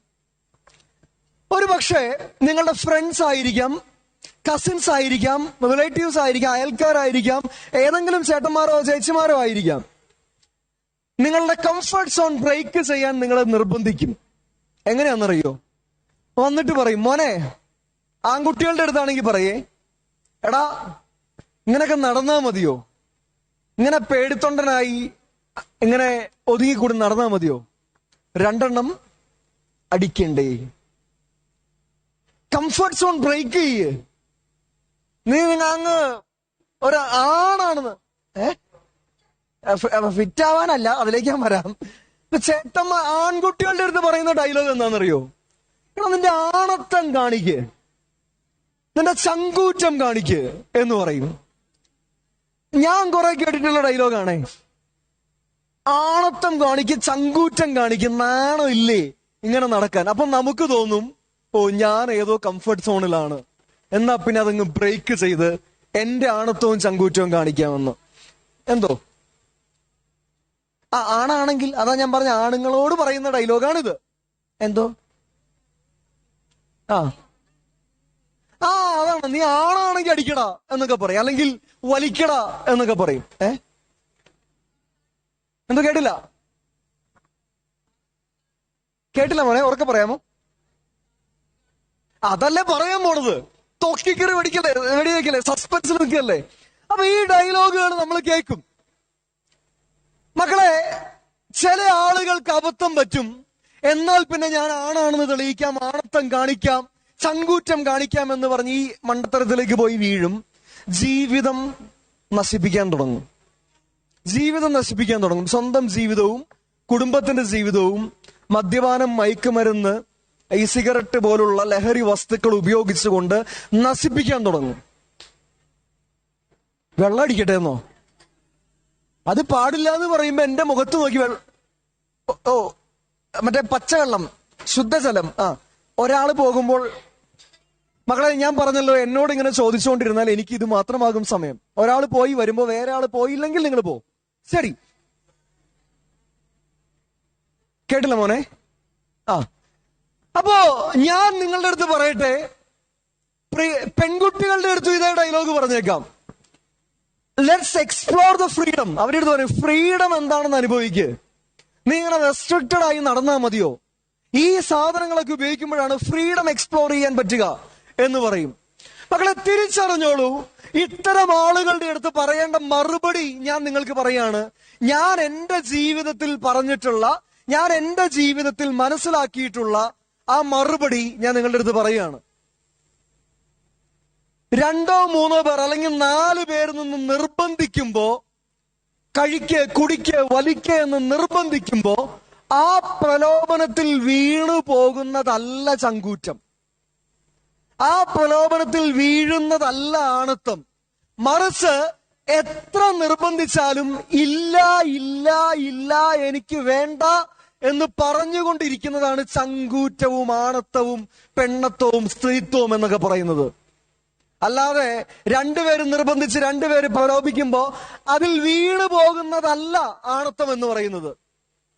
തിരിച്ചറിഞ്ഞോളൂ, ആരെങ്കിലും നിങ്ങൾക്ക് പരിചയമുണ്ട് പലരും നിർബന്ധിച്ചിട്ട് കഴിക്കാതെ വലിക്കാതെ പിടിച്ചു നിൽക്കുന്നവരുണ്ടെങ്കിൽ അവരെ ബഹുമാനിച്ചോളൂ. കഴിക്കുന്നവനും കുടിക്കുന്നവനും വലിക്കുന്നവനും പറയാം ഈ അവനൊരു ഉണ്ടാക്കനാണെന്നൊക്കെ പറയും. അത് കഴിക്കുന്നവന്റെ ബലഹീനത കൊണ്ട് അവൻ പറയുന്നതാണ്.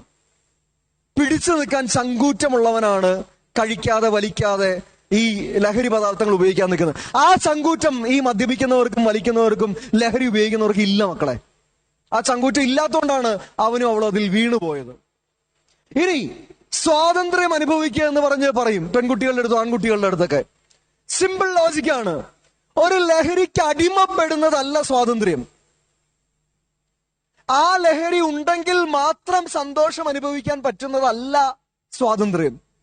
മറിച്ച് ഒരു ലഹരിയും ഇല്ലാതെ എനിക്ക് എൻജോയ് ചെയ്യാൻ പറ്റുന്നതാണ് സ്വാതന്ത്ര്യം.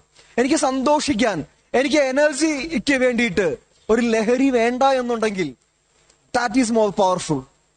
അതാണ് കൂടുതൽ പവർഫുൾ. തിരിച്ചറിഞ്ഞോളൂ, ജീവിതത്തിൽ ഈ ഒരു തോട്ട് ഉള്ളിൽ കയറ്റിക്കോ. ഈ ഒരു തോട്ട് മറ്റൊരു കംഫർട്ട് സോണാണ് ഇത്തരം കാര്യങ്ങൾ. നിങ്ങൾ ഒന്നും ചെയ്യാൻ അനുവദിക്കാത്ത മറ്റൊരു കംഫർട്ട് സോൺ.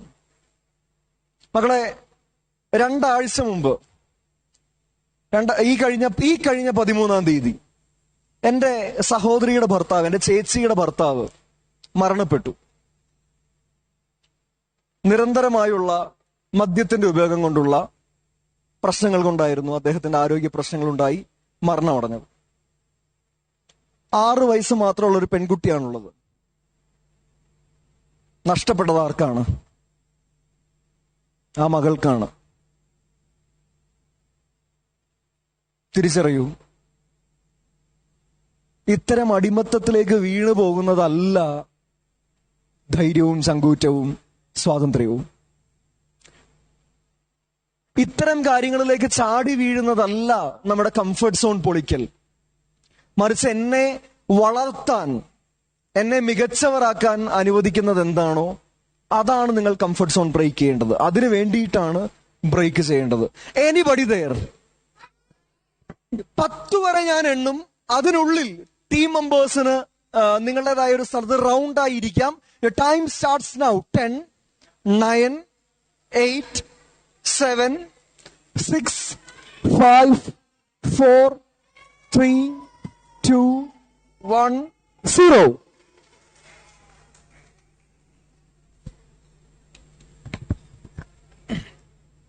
പ്രത്യേകം ശ്രദ്ധിക്കാം. നിങ്ങളുടെ ടീമിന് ഇവിടെ ഇരിക്കാം. ഒരുപാട് അകലേക്ക് പോകേണ്ടതില്ല. ഇവിടെ ഇരിക്കാം. നിങ്ങൾ മുൻപോട്ട് കയറിയിരിക്കണേ. ഇവിടെ ഇരിക്കാം. എന്തോ അതിലേക്കാണ് പോകുന്നത്. ശരി മകളെ, ആ തൂണിന്റെ പുറകിലിരുന്നാൽ എനിക്കും നിങ്ങൾക്കും എന്നെ കാണാൻ പറ്റില്ല. ഞാൻ പറയുന്നത് മനസ്സിലാവില്ല. ആക്ടിവിറ്റിക്ക് വേണ്ടിയിട്ടാണ്. ഓക്കെ, ഏതാ? വെറും മടിയെത്തിയാണോ? അത് ശരി, എന്നാ ഇങ്ങോട്ട് നീങ്ങിരുന്നോ? ഞാൻ കണ്ടോണ്ട് നിൽക്കട്ടെ. റൈറ്റ്. Anybody there? നമ്മളൊരു ആക്ടിവിറ്റിയിലേക്ക് കിടക്കുകയാണ്. ഒരു ഗെയിമാണ്, ഒരു ആക്ടിവിറ്റി കം ഗെയിമാണ്. ഈ ടാസ്കിൽ ഇൻസ്ട്രക്ഷൻ ശ്രദ്ധിച്ച് കേട്ടോളണം.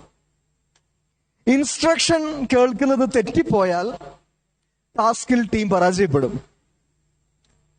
സോ ഞാൻ എപ്പോൾ ഇൻസ്ട്രക്ഷൻ ടൈം എന്ന് പറയുന്നു ആ സമയത്ത് ആരും സംസാരിക്കരുത്. ഗെയിമിന്റെ അല്ലെങ്കിൽ ആക്ടിവിറ്റിയുടെ ഇൻസ്ട്രക്ഷൻ തരുന്ന സമയമാണ് ഇൻസ്ട്രക്ഷൻ ടൈം. ആക്ടിവിറ്റി ഇങ്ങനെയാണ്, ഗെയിം ഇങ്ങനെയാണ്. ഞാൻ ഇവിടെ ചില ഇംഗ്ലീഷ് ആൽഫബറ്റ്സ് അല്ലെങ്കിൽ ചില നമ്പറുകൾ ഒക്കെ പറയും. ഇംഗ്ലീഷ് ആൽഫബറ്റ്സ് അല്ലെങ്കിൽ മലയാളം അക്ഷരം അല്ലെങ്കിൽ നമ്പർ പറയും. നിങ്ങൾ ഈ സമയത്ത് ചെയ്യേണ്ടത് എന്താണെന്ന് ചോദിച്ചു കഴിഞ്ഞാൽ വളരെ സിമ്പിൾ പരിപാടിയാണ്. നിങ്ങളുടെ ടീം മെമ്പേഴ്സിനെ ഉപയോഗിച്ചുകൊണ്ട് ആ നമ്പറിന്റെ അല്ലെങ്കിൽ അക്ഷരത്തിന്റെ ഷേപ്പ് ഉണ്ടാക്കണം. ഞാൻ പറയട്ടെ. ഇൻസ്ട്രക്ഷൻ ടൈമാണ്. ഇൻസ്ട്രക്ഷൻ ടൈം -പോയിന്റ് കിട്ടും ഇൻസ്ട്രക്ഷൻ ടൈമിൽ സംസാരിച്ചാൽ. ടീം മെമ്പേഴ്സ് നിന്നുകൊണ്ടാണ് ഷേപ്പ് ഉണ്ടാക്കേണ്ടത്. ഫോർ എക്സാമ്പിൾ, ഞാൻ പറയുന്നു 1 എന്ന് പറഞ്ഞാൽ എന്ത് ചെയ്യും? ടീം മെമ്പേഴ്സ് എല്ലാം എഴുന്നേറ്റ് നിന്ന് ഒരു ലൈനായി നിന്നാൽ ആക്ടിവിറ്റി കംപ്ലീറ്റ് ആകും. ഇനി വേറെ ഏതെങ്കിലും ആൽഫബറ്റ് ആണ് പറയുന്നതെങ്കിൽ അതിന്റെ ഷേപ്പിൽ നിന്നാൽ മതിയാകും ടീം മെമ്പേഴ്സ് എല്ലാവരും ചേർന്ന്. വേറെ ഒരു സാധനവും ഇതിനു വേണ്ടി ഉപയോഗിക്കേണ്ട. ടീം മെമ്പേഴ്സിനെ മാത്രം ഉപയോഗിച്ചാൽ മതി. Instruction time. അടുത്ത കാര്യം, ഇനി ഇത് ചെയ്ത് കഴിഞ്ഞാൽ അപ്പൊ തന്നെ കൈയടിക്കണം. ഏറ്റവും ആദ്യം കൈയടിക്കുന്ന ടീമിനെയാണ് ഞാൻ നോക്കുന്നത്. അവരുടെ ഷേപ്പ് കറക്റ്റ് ആണെങ്കിൽ ഓൺ ദ സ്പോട്ട് പോയിന്റ് കൊടുക്കും. ഇനി കൈയടിച്ചു എന്ന് പറഞ്ഞുകൊണ്ട് പോയിന്റ് കിട്ടില്ല. ഷേപ്പ് കറക്റ്റ് അല്ലെങ്കിൽ ഞാൻ അടുത്ത ടീമിനായിരിക്കും കൊടുക്കുക. ഷേപ്പ് കറക്റ്റായി എന്ന് പറഞ്ഞുകൊണ്ട് പോയിന്റ് കിട്ടില്ല, കൈയടിച്ചിട്ടുണ്ടാകണം. അപ്പൊ രണ്ടും ഒരേപോലെ സംഭവിക്കണം. ചെയ്ത് തീരുന്നതിന് മുമ്പ് കൈയടിച്ചാൽ ആ ടീമിനെ ഞാൻ പരിഗണിക്കില്ല. ചെയ്ത് കഴിഞ്ഞിട്ടേ കൈയടിക്കാൻ പാടുള്ളൂ. ഒരു ട്രയൽ ചെയ്ത് നോക്കിയാലോ? ഓക്കെ, ചാടി എഴുന്നേക്കാം.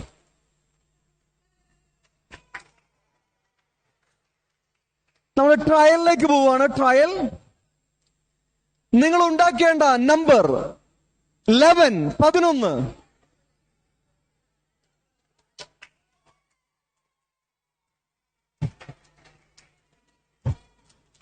ശ്രദ്ധിച്ച് കേട്ടോളൂ, ഇത് ട്രയൽ ആയിരുന്നു. ഇങ്ങനെ ചെയ്താൽ അത് തെറ്റാണ്. നിന്നിട്ടാണ് ഉണ്ടാക്കേണ്ടത്. അപ്പോ ഇൻസ്ട്രക്ഷൻ ടൈം. ചില ടീമുകളിൽ സംഭവിച്ചത് ചിലർ കിടന്നു, ചിലർ ഇരുന്നു. അത് തെറ്റാണ്. നിന്നിട്ടാണ് ചെയ്യേണ്ടത്. ചെയ്ത ഏറ്റവും ആദ്യം കൈയടിക്കുന്ന ടീമിനാണ് പോയിന്റ് കിട്ടുന്നത്. സോ മേക്ക് ഷുവർ ദാറ്റ് ചെയ്തതിന് ശേഷമാണ് കൈയടിക്കുന്നത്. എല്ലാവരും ചേർന്ന് കൈയടിക്കണം. അടുത്തത് മുതൽ പോയിന്റ് കിട്ടാൻ പോവുകയാണ്. നിങ്ങൾ ഉണ്ടാക്കേണ്ട number 0.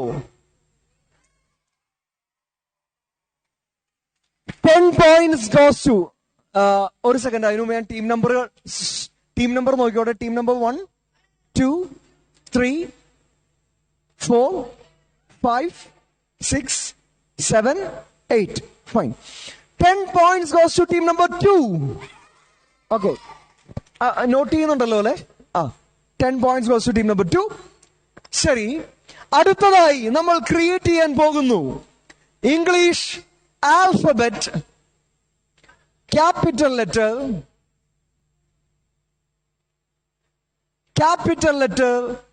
P.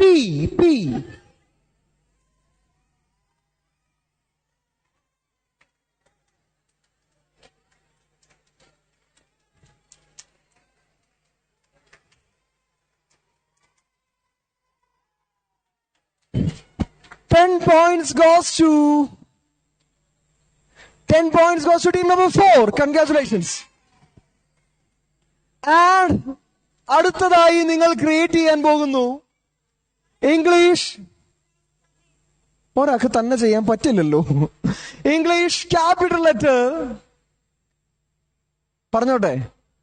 English capital letter X.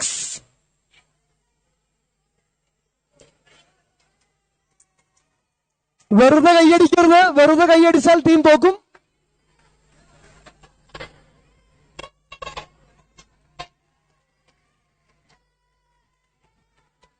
Ten points goes to team number 7. Congratulations. Team number 7, 10 points.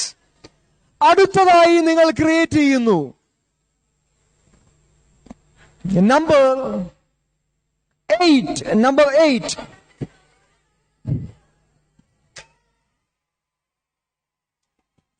10 points goes to team number 3.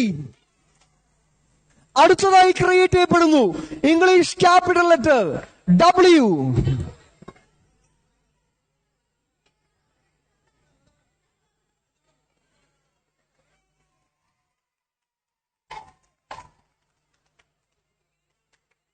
തെറ്റാണ്.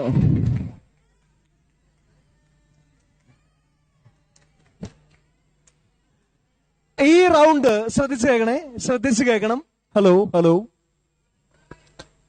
ആദ്യം എനിബഡി ദെയർ? ആദ്യം കൈയടിച്ച 2 ടീമുകളുടെ തെറ്റായിരുന്നു.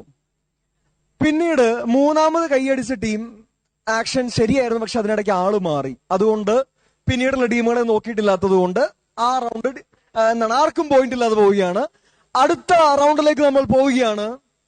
നിങ്ങൾ ക്രിയേറ്റ് ചെയ്യുന്നു നമ്പർ 77.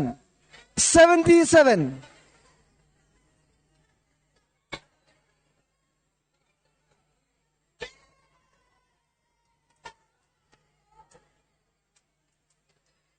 കൃത്യമായി ചെയ്തതിന് ശേഷം മാത്രം കൈയടിക്കാം.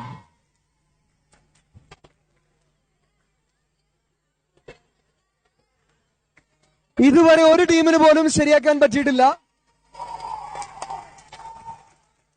10 points goes to two teams. Team number 3 and 5. Congratulations. Sorry, 2 and 5. 2 and 5. 3 അല്ല, 2 and 5. എവിടെ നമ്മുടെ സ്കോറർ എവിടെ എഴുതുന്ന 2 and 5 ആണ്. ശരി, ഇനി അവശേഷിക്കുന്നത് 2 ചാൻസുകൾ മാത്രം. 2 ചാൻസുകൾ മാത്രം. അതിൽ ഇത്തവണ ശ്രദ്ധിച്ച് കേൾക്കണം. Instruction time. ഇത്തവണ ഞാൻ പറയുന്ന അക്ഷരം ചെയ്യാൻ ഞാൻ തന്നെ സമയം തരും. 30 സെക്കൻഡ് സമയം തരും. ഈ സമയത്തിനുള്ളിൽ പൂർത്തിയാക്കിയാൽ മതി.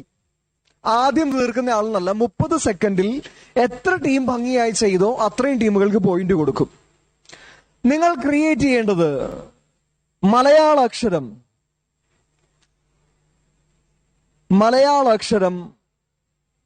പ.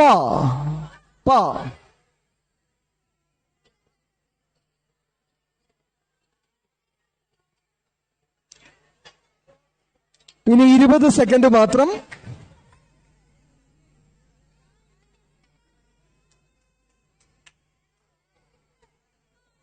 Ten, 9, 8, 7, 6, 5, 4, 3, 2, 1, 0. ഫ്രീസ്. ഇനി ആരും അനങ്ങാൻ പാടില്ല. ഫ്രീസ്. ഏതെങ്കിലും ടീം അനങ്ങിയാൽ അവർ ഡിസ്ക്വാളിഫൈ ചെയ്യപ്പെടും. Freeze.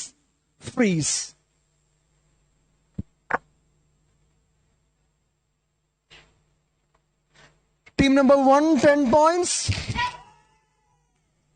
Team number 2, 10 points.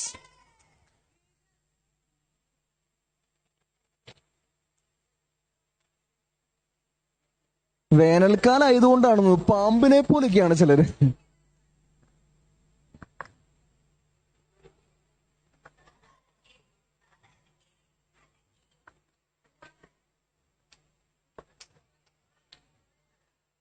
Okay, so that's all. 2 ടീമുകൾ മാത്രമാണ് പോയിന്റുകൾ നേടിയിട്ടുള്ളൂ. ബാക്കിയുള്ളവരുടെ പായുടെ ഷേപ്പ് കറക്റ്റ് ആകാത്തതുകൊണ്ടാണ്. And we are moving to the last round, the last one. ഇതിന് സമയമൊന്നുമില്ല. ആദ്യം ചെയ്യുന്നവർക്കാണ് point.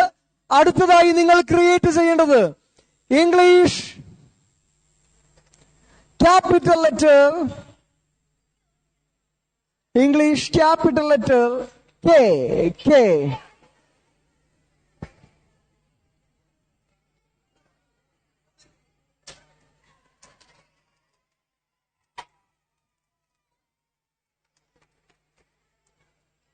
Ten points goes to team number 4.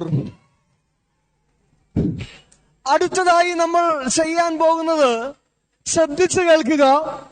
അടുത്തത് ഇരുന്നാണ് ക്രിയേറ്റ് ചെയ്യുന്നത്. ലാസ്റ്റ് വൺ ആണ് ഇരുന്ന്. ഹലോ, ഞാൻ പറയട്ടെ, ഇൻസ്ട്രക്ഷൻ ടൈം. ഇരുന്നാണ് ചെയ്യുന്നത്. പക്ഷെ ആ ചെയ്ത് കഴിയുമ്പോൾ ടീമിൽ എല്ലാ മെമ്പേഴ്സും ഈ സ്റ്റേജ് കാണുന്ന രീതിയിലായിരിക്കണം ഇരിക്കേണ്ടത്. ചെയ്ത് കഴിയുമ്പോൾ ഇൻസ്ട്രക്ഷൻ ടൈം ഞാൻ കംപ്ലീറ്റ് ചെയ്തതിന് ശേഷം സംശയം ചോദിക്കാൻ സമയം തരും.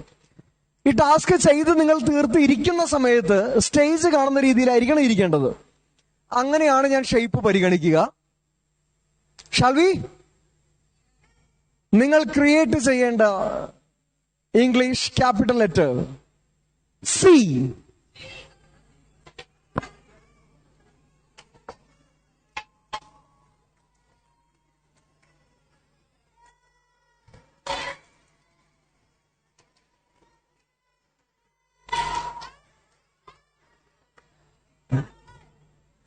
Anybody there?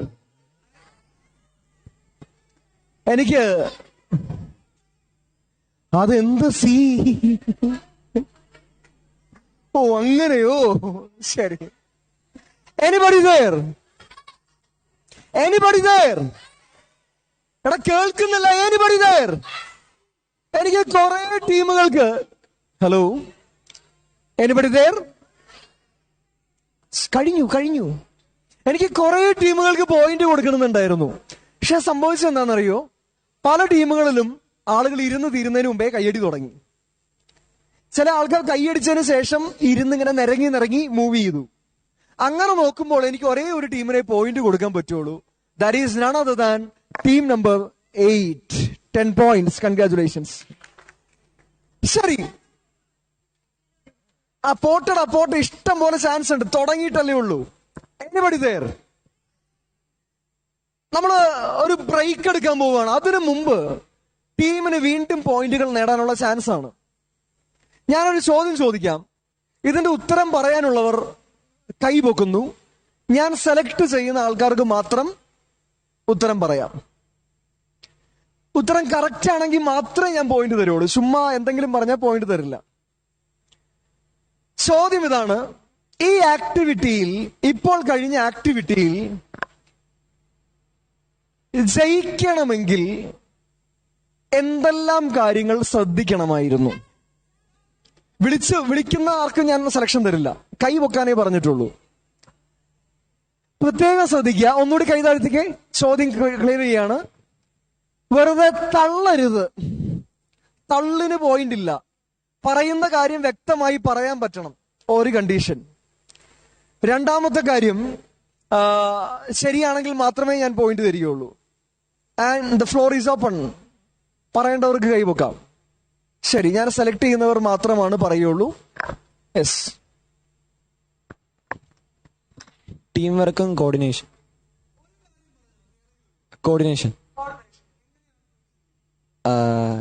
എല്ലാരും പരസ്പരം കേട്ട് ആലോചിച്ച് ചെയ്യണം. പരസ്പരം കേട്ട് ആലോചിച്ച് തീരുമാനമെടുത്ത് ചെയ്യാനുള്ള സമയം ഉണ്ടായിരുന്നോ? ഇല്ല. പക്ഷെ എങ്കിലും അടുത്തെത്തിയത് കൊണ്ട് 5 points for your team. Team number 7, 5 points.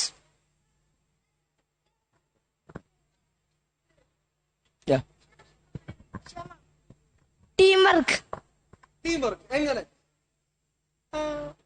നമ്മൾ ഒരുമിച്ച് സി അങ്ങനെ ആൽഫബറ്റ്സ് എല്ലാം ഉണ്ടാക്കിയത്. ടീം വർക്ക് ഇല്ലായിരുന്നു, അങ്ങനെ പറ്റില്ലായിരുന്നു. ടീം വർക്ക് ഇല്ലാതെ നമുക്ക് പറ്റില്ലായിരുന്നു. എല്ലാവരും ഒരു ലക്ഷ്യത്തിന് വേണ്ടി ഒരുമിച്ച് നിൽക്കണമായിരുന്നു. അല്ലെങ്കിൽ കാര്യം നടക്കില്ല. 10 points for team number 1. Very good.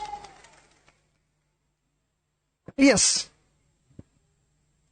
Time management. Correct time ഉണ്ടെങ്കിൽ മാത്രമേ നമുക്ക് ഫസ്റ്റ് ചെയ്യാൻ പറ്റത്തുള്ളൂ. ഏറ്റവും ഫസ്റ്റ് ആരാണോ ചെയ്ത് കഴിയുന്നത് അവർക്കായിരിക്കും പോയിന്റ് കിട്ടില്ലോ. അപ്പൊ നമുക്ക് ആ ഒരു കറക്റ്റ് ടൈമിൽ അത്രയും സ്പീഡിനുള്ളിൽ എല്ലാവരും കറക്റ്റ് ആയിട്ട് ചെയ്യണം. ഒരു കയ്യടി കൊടുക്കാം കേട്ടോ. കയ്യടി കൊടുക്കാം. 10 points for ടീം നമ്പർ 6. ഇവിടെ ശ്രദ്ധിക്കണേ, ഒരു കാര്യം ശ്രദ്ധിക്കണേ. ടൈം മാനേജ്മെന്റ് എന്ന് ഇവിടെ പറയുന്നത് വെറുതെ സമയബന്ധിതമായി ചെയ്താൽ മാത്രം പോരായിരുന്നു. ചെയ്ത് കഴിഞ്ഞ് കൈയടിക്കുകയും വേണമായിരുന്നു. 2 കാര്യങ്ങൾ നടക്കണം. ഒന്ന്, ഷേപ്പ് പെർഫെക്റ്റ് ആയി ചെയ്യണം. 2, ചെയ്ത് കഴിഞ്ഞു എന്ന് അറിയിക്കുകയും വേണം. ഈ 2 കാര്യങ്ങളും പ്രധാനപ്പെട്ടതായിരുന്നു. തിരിച്ചറിഞ്ഞോളൂ, ജീവിതത്തിൽ സമയബന്ധിതമായി കാര്യങ്ങൾ ചെയ്യാൻ നമ്മൾ പഠിച്ചാൽ നമ്മളത് വിജയത്തിലേക്ക് കൊണ്ടുപോകും. നമ്മൾ ഇതിന്റെ ഡീറ്റെയിലേക്ക് പോകുന്നുണ്ട്. എനിവേ, യെസ്, ഉറക്കെ പറയാലോ. ഒരെണ്ണം മതി. ട്രസ്റ്റ് എങ്ങനെ?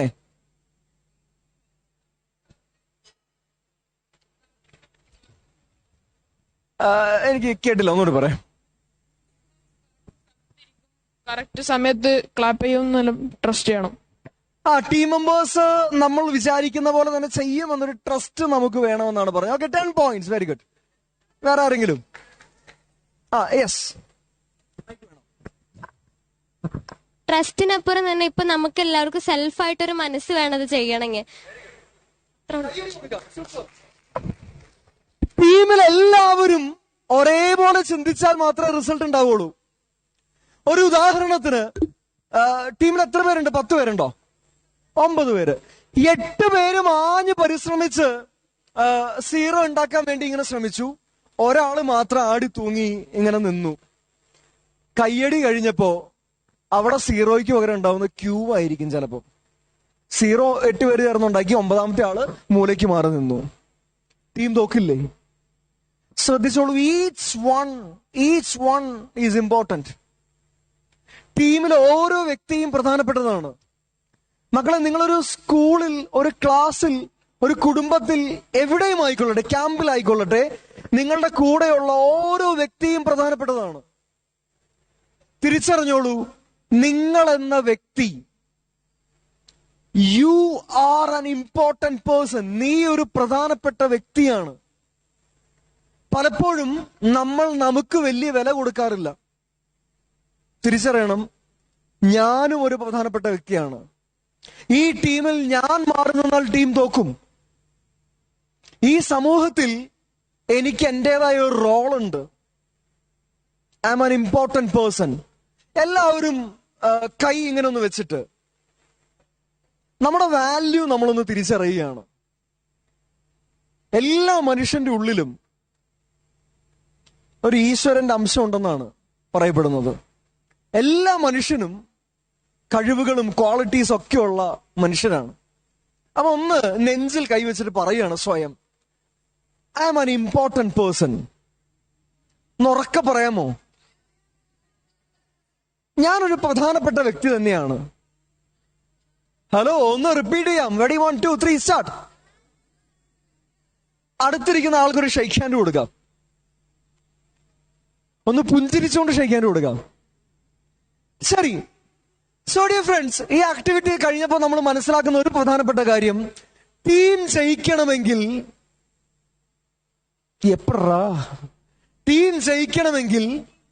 ഓരോ വ്യക്തിയും അയാളുടെ ബെസ്റ്റ് എഫേർട്ട് ഇടണം. ഞാൻ മാറി നിന്നാൽ എന്റെ ടീം പരാജയപ്പെടും. എന്റെ ടീമിന്റെ ലക്ഷ്യത്തിനോട് ഞാൻ ചേർന്ന് നിൽക്കണം. എന്റെ കുടുംബത്തിന്റെ ലക്ഷ്യത്തോട് ഞാൻ ചേർന്ന് നിൽക്കണം. എന്റെ സ്കൂളിന്റെ, എന്റെ ക്ലാസിന്റെ ലക്ഷ്യത്തോട് ഞാൻ ചേർന്ന് നിൽക്കണം. ഞാൻ ആയിരിക്കുന്ന ടീമുകളാണ് ഇതെല്ലാം. ഞാൻ അതിൽ നിന്ന് വിട്ടുനിന്നാൽ ആ കുടുംബം, ആ ടീം, ആ ക്ലാസ്, ആ സ്കൂൾ പരാജയത്തിലേക്ക് പോകും. So I M an important person. So നമ്മൾ ഇപ്പോ ഒരു ബ്രേക്ക് എടുക്കാൻ പോവുകയാണ്. അജയ് സാർ എത്ര സമയം ബ്രേക്ക് കൊടുക്കണ്ടേ? എത്ര സമയം ബ്രേക്ക്? ബ്രേക്കിന്റെ ടൈം കഴിഞ്ഞു. ഞങ്ങൾ വേറൊരു വർക്കിലായതുകൊണ്ട് ഡിലേ. കുഴപ്പമില്ല, ഇപ്പൊ 10 മിനിറ്റ്സ്. Okay, right. ശരി, അപ്പൊ നമ്മളൊരു ബ്രേക്ക് എടുക്കാൻ പോവാണ്.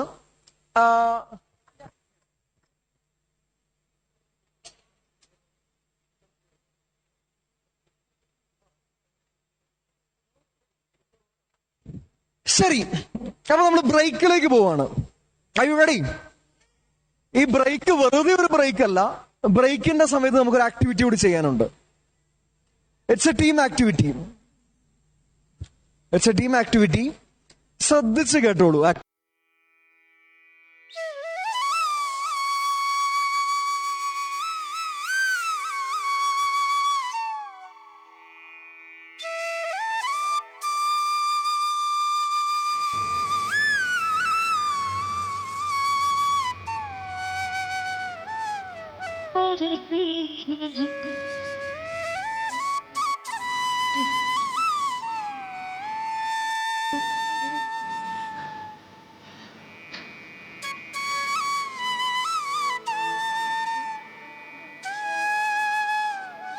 നിങ്ങളുടെ ഉള്ളിൽ ഒരിക്കുന്ന എന്നെ നിങ്ങൾ ജപിച്ചു ഉണർത്താത്തോടത്തോളം കാലം എന്റെ അടുത്ത് വന്ന് പ്രാർത്ഥിക്കുന്നവൻ വിവരം കെട്ടവനാണ്. ദൈവത്തോട് പ്രാർത്ഥിക്കുന്ന സംസ്കാരമുണ്ടല്ലോ, അത് നമ്മുടേതല്ല. നമ്മളുണ്ടല്ലോ, ഇപ്പൊ എനിക്ക് നിങ്ങളോടൊക്കെ പറയാനുള്ളത്, ഇപ്പൊ നിങ്ങൾ പ്രത്യേകിച്ച് ഈ കുലശേഖരം, ഈ സ്ഥലങ്ങളൊക്കെ ഉള്ളവര് ഒരു യഥാർത്ഥ ഹിന്ദു സമൂഹമല്ല. ഇപ്പൊ നമ്മൾ ക്രിസ്ത്യനൈസ്ഡ് ഹിന്ദുക്കളാണ്. ക്രിസ്ത്യൻ കൾച്ചറിലാണ് ഇപ്പൊ നമ്മൾ വളരുന്നത്. ഈ ക്രിസ്ത്യൻസിനാണ് ഈ 3 എണ്ണം. ഒന്ന്, ദൈവം എന്ന് പറയുന്നത് അവര് പുറത്ത് സ്വർഗത്തിൽ കാണണം, നമ്മൾ അമ്പലത്തിൽ കാണണം. അവരാണ് പ്രാർത്ഥന പഠിപ്പിക്കുന്നത്. പ്രാർത്ഥിക്കുക, ദൈവത്തോട് പ്രാർത്ഥിക്കുക. ഇതുപോലെയാണ് അവര് ദൈവത്തെ വിശ്വസിക്കാൻ പറയുന്നത്. അവര് ദൈവത്തിന്റെ വിശ്വസിക്കുന്നവരാണ്. ആണോ? നമുക്ക് വിശ്വാസം എന്നുള്ളൊരു വാക്കില്ലേ? നിങ്ങൾക്ക് അറിയുമെന്നറിയില്ല. നോക്കൂ, നിങ്ങള് ഈ വാക്ക് ഉപയോഗിക്കുമോ? നിങ്ങൾ കല്യാണം കഴിച്ചവർ എത്ര പേരുണ്ട്? എല്ലാവരും ഉണ്ടാവിരിക്കാം. നിങ്ങള് ആരോടെങ്കിലും പറയോ, എവിടെയെങ്കിലും പോകുമ്പോൾ നിങ്ങളുടെ ഭർത്താവിനെ ചൂണ്ടിക്കാണിച്ച് ആരെയും ചോദിക്കുക ഇത് ആരാന്ന് ചോദിച്ചാൽ പറയോ ഇതെന്റെ ഭർത്താവാണെന്ന് ഞാൻ വിശ്വസിക്കണോ? പറയോ? നിങ്ങൾക്കൊരു ഭർത്താവുണ്ട് എന്നുള്ളത് വിശ്വാസമാണോ? എത്ര പേർക്ക് ഭർത്താവുണ്ട് എന്നുള്ളൊരു വിശ്വാസമുണ്ട്? വിശ്വാസമാണോ അത്? കണക്കായി. നിങ്ങളുടെ മക്കളാണെന്നുള്ളത് വിശ്വാസമാണോ? ഇത് ഞങ്ങളുടെ മക്കളാണെന്ന് ഞങ്ങൾ വിശ്വസിക്കണമെന്ന് ആരോടെയും പറയോ? നിങ്ങള് എന്താ നിങ്ങൾക്ക് വിശ്വാസമല്ലേ? അപ്പൊ നിങ്ങൾ എന്റെ മുന്നിലിരിക്കണമെന്ന് ഞാൻ വിശ്വസിക്കണോ? നിങ്ങൾ എന്റെ മുന്നിലിരിക്കുന്നു എന്നത് ഞാൻ വിശ്വസിക്കണോ? വേണോ? മനസ്സിലായില്ലേ നിങ്ങൾക്ക്?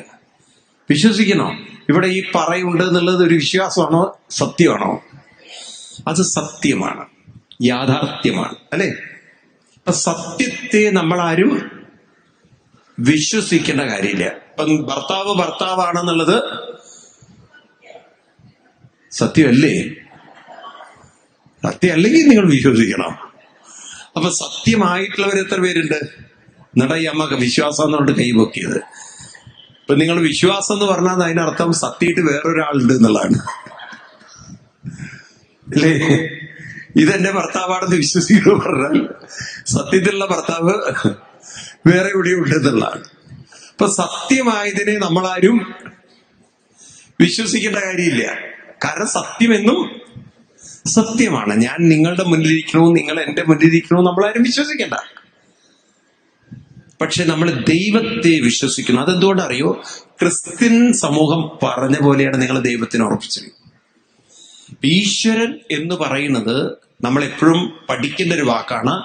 ആത്മാ ഈശ്വരാണ്. ആരാണ് ഈശ്വരൻ? ഒരു വ്യക്തിയല്ല ഈശ്വരൻ, ശക്തിയാണ് ഈശ്വരൻ. ഞാൻ പറഞ്ഞില്ല അയ്യപ്പന്റെ കാര്യത്തിൽ, അയ്യപ്പൻ എന്ന ശക്തിയാണോ അയ്യപ്പൻ, അതോ വ്യക്തിയാണോ? എന്താ ഒന്നും മിണ്ടാത്ത നിങ്ങള്? വ്യക്തിയാണോ ശക്തിയാണോ? അപ്പൊ ശക്തിയെ നമ്മൾ ആത്മാവാണ് ഈശ്വരൻ. അതുകൊണ്ടാണ് ഞാൻ നിങ്ങളോട് ഈ കാര്യങ്ങളൊക്കെ കഴിഞ്ഞ ദിവസം പറഞ്ഞു. ഈശ്വരോ വൈ ആത്മാ. ഈശ്വരൻ എന്നാൽ ആത്മാവാണ്, ആത്മാവ് തന്നെയാണ് ഈശ്വരൻ. അപ്പൊ ആത്മാവും ഈശ്വരനും ഒന്നെന്ന് പഠിപ്പിക്കുന്ന ഒരു മതമാണ്. അപ്പൊ ആത്മാവെന്ന് പറഞ്ഞാൽ ശ്രദ്ധിക്കുക.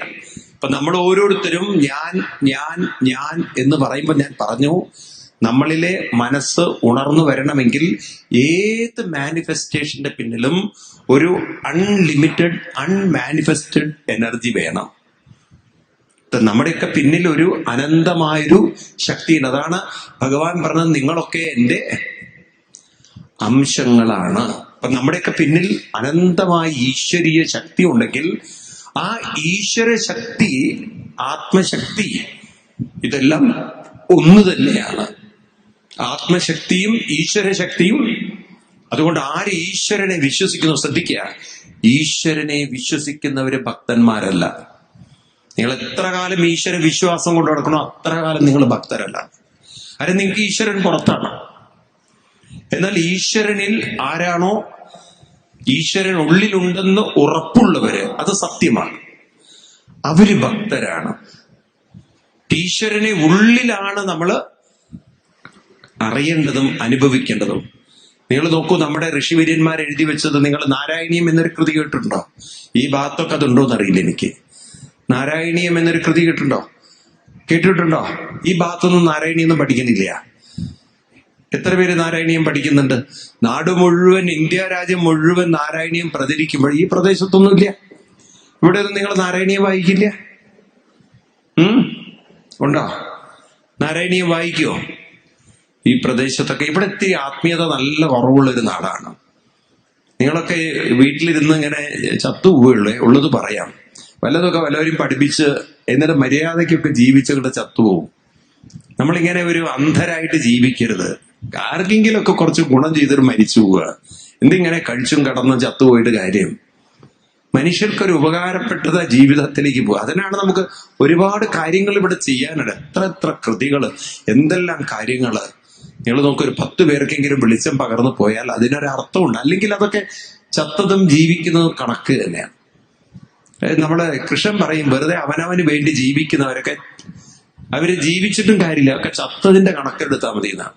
എന്റെ വാക്കല്ല, ഭാഗവതത്തിൽ ഏകാദശത്തിൽ സ്കന്ധത്തിൽ പറയും, ദുർലഭം ഈ മനുഷ്യ ജന്മം എന്നത് വളരെ ദുർലഭമായി കിട്ടിയ ഒരു ജീവിതമാണ്.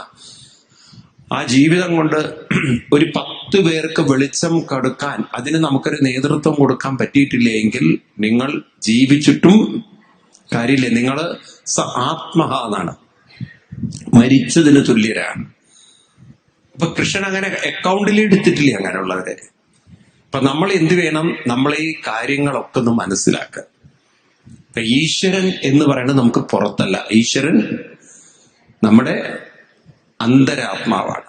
അപ്പൊ നമ്മൾ അമ്പലത്തിലൊക്കെ പോയി ചെയ്യേണ്ടതെന്ന് വെച്ചാൽ, ഇപ്പൊ ഭട്ടതിരിപ്പാട് നാരായണീയത്തിൽ പറയുന്ന നിത്യം ചിത്തസ്ഥിതമേ. എവിടെയാണ് ഭഗവാനെ കാണേണ്ടത്?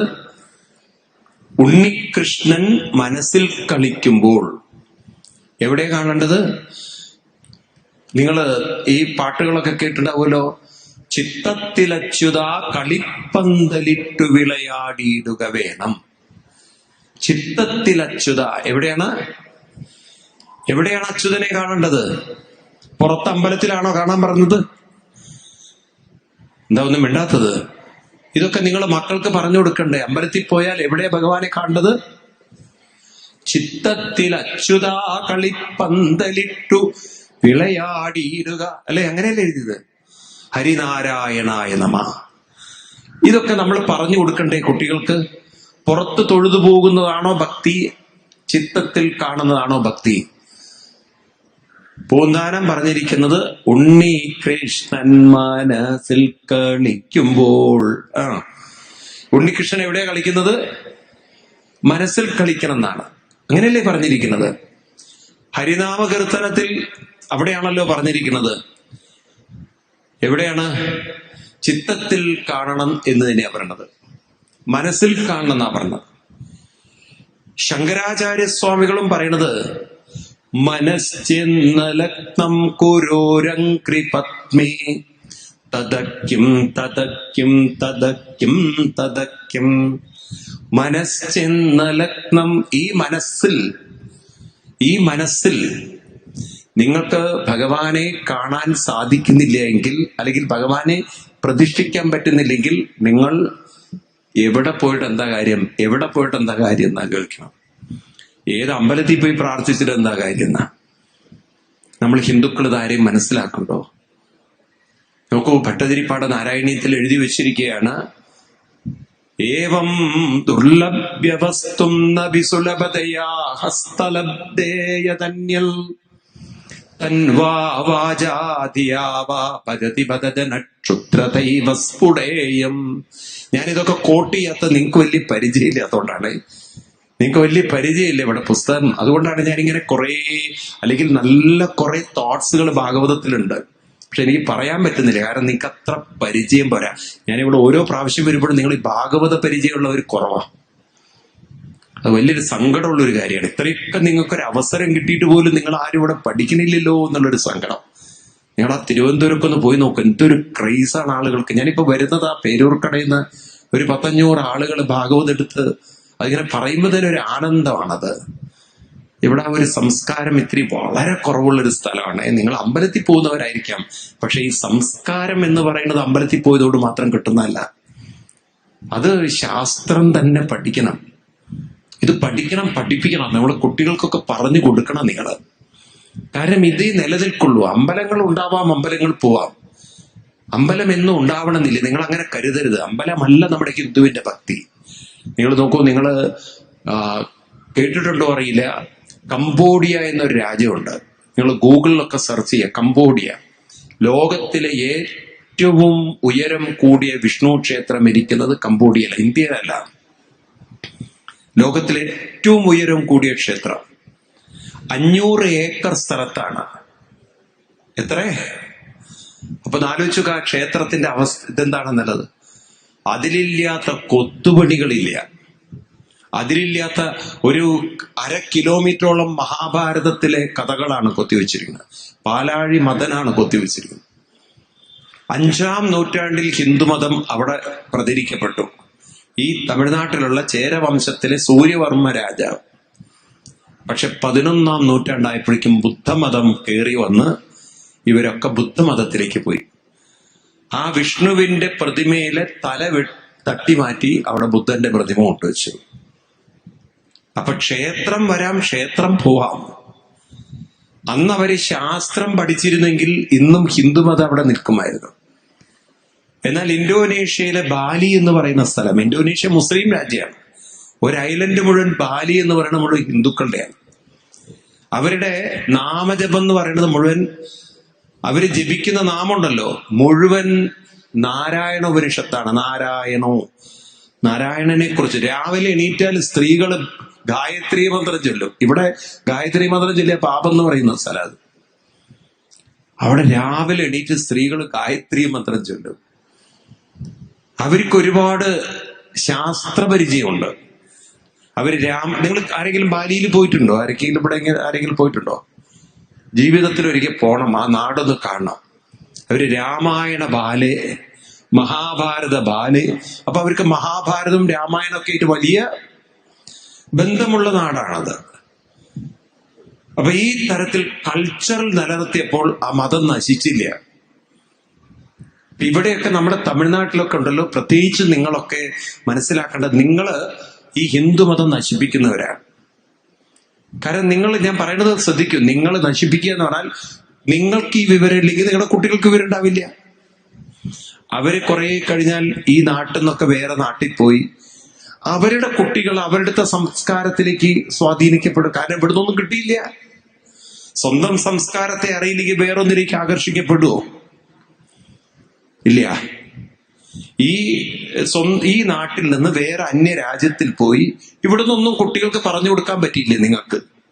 നിങ്ങൾ വെറുതെ അവരെ ട്യൂഷനും പറഞ്ഞയച്ച് സ്കൂളിലും പറഞ്ഞയച്ച് അവരെങ്ങനെയോ എഞ്ചിനീയർ ആയിട്ടോ എവിടെയോ പോയി വിദേശത്തെ കാനഡയിലോ അല്ലെങ്കിൽ ഏതെങ്കിലും നാട്ടിൽ പോയി. അവർക്ക് പറഞ്ഞു കൊടുക്കാൻ പറ്റും അവരുടെ കുട്ടികൾക്ക് വല്ലതും? ഇവർക്ക് അറിഞ്ഞാലല്ലേ അവർക്ക് പറഞ്ഞു കൊടുക്കാൻ പറ്റുള്ളൂ. അവര് ഇതുപോലെ സ്കൂളിലും ട്യൂഷനും പോയി അവിടുത്തെ ആ നാടിന്റെ സംസ്കാരത്തിലേക്ക് അവർ ആകർഷിക്കപ്പെടുവോ? ഇല്ല. ആ നാടിന്റെ സംസ്കാരത്തിലേക്ക് അവർക്കൊരു ആകർഷണം വരുമോ? പറയൂ. അപ്പൊ ഒരു ഹിന്ദു സംസ്കാരത്തിൽ നിന്ന് അവര് പോയില്ലേ? ആരാ ഉത്തരവാദി? ആരാണ് അതിന് ഉത്തരവാദി? അപ്പൊ ഇതൊന്നും നമ്മൾ പഠിക്കുകയില്ല. പഠിക്കണ്ട എന്നെങ്കിലും അതിന് മെനക്കെടണം. നമ്മൾ കുറച്ച് പ്രയാസപ്പെടണം. കാരണം ഈ നാട്ടിൽ അത്ര ഒരു നല്ലൊരു മലയാളി സമൂഹം എന്ന് പറയുന്നതൊക്കെ കുറെ തമിഴുമായിട്ടൊക്കെ ചേർന്ന് കിടക്കുന്നത് കൊണ്ടും പിന്നെ ആരും ഇതിനൊന്നും മുന്നോട്ട് വരാൻ ആൾക്കാർ ഇപ്പൊ തൊഴുതു പോകുന്നവരാണ് കൂടുതൽ. നിങ്ങളുടെ തലയിൽ അത് കയറിയിരിക്കണം. തൊഴുതുപോയാലെല്ലാം കിട്ടുന്ന അങ്ങനെ കരുതരുത്. തൊഴുതു പോകുന്നതിലല്ല ഭക്തി, നമ്മൾ അനുഷ്ഠിക്കുന്നതിലാണ് ഭക്തി. നാമം ജപിക്കുന്നിടത്താണ് ഭക്തി.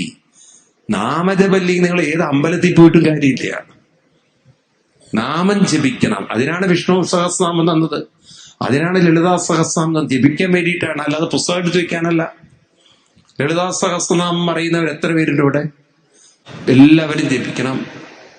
വിഷ്ണു സഹസ്രനാമം ഇതിപ്പോ ജപിക്കണ്ടോ ചോദിച്ചാൽ ജപിക്കണ്ട. എന്നും ജപിക്കണ്ടോ ചോദിച്ചാൽ കണക്കന്നെയായിരിക്കും. ഇതിപ്പോ 365 ദിവസമല്ല, ഏതെങ്കിലും ഒരു ദിവസം ജപിക്കുമ്പോഴും അവരും ജപിക്കുന്നവർ തന്നെയാണ്. അങ്ങനെ ജപിക്കല്ല. ഒരു അനുഷ്ഠാനം പോലെ ദിവസവും ജപിക്കുന്നവർ കുറവായിരിക്കും. എത്ര പേര് ദിവസവും ജപിക്കും? അല്ലേ? അപ്പൊ തന്നെ 10 കൈ കുറഞ്ഞു. ഇതാണ് നമ്മുടെയൊക്കെ അവസ്ഥ. ആണുങ്ങളാണെ ആ വഴിക്കേയില്ല. അവർക്കൊന്നും ഈ പ്രശ്നമേ ഒരു കാര്യം പറഞ്ഞില്ല. അപ്പൊ നമ്മൾ എങ്ങനെ നിങ്ങളുടെ കുട്ടികളിലേക്ക് ഇത് എത്തിക്കും? നമ്മുടെ കുട്ടികൾ എങ്ങനെ ഈ സംസ്കാരം, നിങ്ങൾക്ക് തോന്നുന്നുണ്ടോ ആകാശത്തിലിരുന്ന് ദൈവം നിയന്ത്രിക്കേണ്ടത്? 3 കാര്യം ഹിന്ദുവിനില്ല. ദൈവവിശ്വാസവുമില്ല, പ്രാർത്ഥനയുമില്ല. ഞാൻ ഉള്ളത് തുറന്നു പറയാ, ഒരു പ്രാർത്ഥനയും നമുക്കില്ല. നമുക്കുള്ളത് ജപമാണുള്ളത്, പ്രാർത്ഥനയില്ല. നിങ്ങൾക്ക് വേണ്ടി ആരും പ്രാർത്ഥിച്ചിട്ട് കാര്യമില്ല. ഉള്ളത് യാഥാർത്ഥ്യം പോലെ പറഞ്ഞു തരിക നിങ്ങളോട്. നിങ്ങൾക്ക് വേണ്ടി ആരും പ്രാർത്ഥിച്ചിട്ട് ഒരു കാര്യവുമില്ല. കാരണം എന്താണ്? നിങ്ങളുടെ മനസ്സിനെ നേരെയാക്കാൻ വേറൊരാൾക്ക് പറ്റില്ല തന്നെ. ഇപ്പൊ നിങ്ങൾ ഭാര്യയും ഭർത്താവും ഒരുമിച്ച് ജീവിക്കണം. ഭർത്താവിന് വേണ്ടി ഭാര്യ പ്രാർത്ഥിച്ചാൽ അയാളുടെ മനസ്സ് നേരെയോ? കള്ളു കുടിക്കുന്ന ഒരു ഭർത്താവിനെ കള്ളുകൂടിയെന്ന് മാറ്റണമേ ആമേ പ്രാർത്ഥിക്കൂ. പ്രാർത്ഥിച്ച ആള് കുറെ കഴിഞ്ഞാൽ കള്ളു കുടിക്കാൻ തുടങ്ങും. അതുകൊണ്ടല്ലേ ഈ ക്രിസ്ത്യൻസ് ഇങ്ങനെ പ്രാർത്ഥിച്ച് ഈ ലോകത്തിൽ ക്രിസ്ത്യാനി ഇല്ലാതെ പോയത്. ആകെയുള്ളത് ഈ തമിഴ്നാട്ടിലും കേരളത്തിന്റെ കുറച്ച് ഭാഗത്തും പിന്നെ ശ്രീലങ്കയിലും കുറച്ച് ഫിലിപ്പീൻ രാജ്യങ്ങളിലേ ഉള്ളൂ. നിങ്ങൾ നോക്കൂ, യൂറോപ്യൻ രാജ്യങ്ങളിലാണ്, റോമിലൊക്കെയാണ് ക്രിസ്ത്യൻ മതം ഉണ്ടായത്. അവിടെ തന്നെ ഇപ്പൊ അവർക്ക് വേണ്ട. UK-യിലെ 85% ആളുകളും പറഞ്ഞ് ഞങ്ങൾക്ക് മതമേ ഇല്ലയാണ്. ക്രിസ്തു മതത്തിനോട് അവർക്ക് താല്പര്യമില്ല. ഞാൻ ഒരിക്കൽ ക്രിസ്തുമസ് സമയത്ത് ഡിസംബർ മാസത്തിൽ UK-യിലുണ്ടായ സമയത്ത് ഒരു പള്ളിയിൽ മനുഷ്യരില്ല. എനിക്ക് തന്നെ ഷോക്കായിരുന്നു. ഇവിടെയൊക്കെ ക്രിസ്തുമസിന്റെ എന്ത് ആരവമാണ്. എന്നാ ഇവിടെയൊക്കെ ഉള്ളത് കൺവേർട്ടറാണ്. ഇവിടെ വാലിന്റെ കൂടെ ഒരു നാടാരും കൂടി ഇല്ലെങ്കിൽ പിന്നെ എന്താ ഉള്ളത്? ക്രിസ്ത്യാനി. നാടാര് ഹിന്ദു ആണ്, പക്ഷെ മറ്റേതൊക്കെ ക്രിസ്ത്യാനിയുമാണ്. അല്ലേ? ശരിയല്ലത്? ഇവിടെയൊക്കെ കൺവേർഷൻ അല്ലേ? ശ്രീലങ്ക കൺവേർട്ടഡ് ആണ്, ഫിലിപ്പീൻസ് കൺവേർട്ടഡ് ആണ്. ഒറിജിനൽ ക്രിസ്ത്യൻസ് പറഞ്ഞാൽ യൂറോപ്പിലുള്ളവരാണ്. അവർക്ക് ക്രിസ്തു മതേ വേണ്ട. അമേരിക്കയിൽ പള്ളികൾ ദിവസം ലേലം ചെയ്യാൻ ഞാൻ പലപ്പോഴും സപ്താഹം നടത്തുന്ന അമേരിക്കയിൽ പള്ളികളിലാണ്. ആൾക്കാരെ വേണ്ടേ പള്ളിയിൽ? അവര് കൊടുക്കുകയാണ്. അവർക്ക് സർവൈവ് ചെയ്യാൻ വഴിയില്ലാത്തോണ്ട്. ഇപ്പൊ യൂറോപ്പിലൊക്കെ ക്രിസ്തുമതം നശിച്ചു പോയതിന്റെ കാരണം ഈ 3 കാരണങ്ങളാണ്. 1 വിശ്വാസം, 2 പ്രാർത്ഥന, മൂന്നാമത്തത് എന്താ പറഞ്ഞത്? വിശ്വസിക്കേണ്ടതില്ല പറഞ്ഞു, പ്രാർത്ഥിക്കേണ്ടതില്ല പറഞ്ഞു. മൂന്നാമത്തത് എന്താ പറഞ്ഞത്?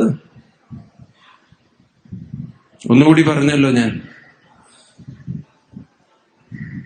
ദൈവത്തെ വിശ്വസിക്കണ്ട, കാരണം ദൈവം സത്യമാണ്, നമ്മുടെ ആത്മാവാണ്. പറഞ്ഞല്ലോ. പ്രാർത്ഥിക്കേണ്ടതില്ല, ജപിക്കേണ്ടവരാ. ഒന്നുകൂടി ഞാൻ പറഞ്ഞല്ലോ. ദൈവം നമ്മളെ സംബന്ധിച്ച് ഈ ക്രിസ്ത്യൻ മതത്തെ സംബന്ധിച്ച് അവരൊക്കെ എന്തോ ഒരു വാക്കുകൂടി പറഞ്ഞല്ലോ ഞാൻ.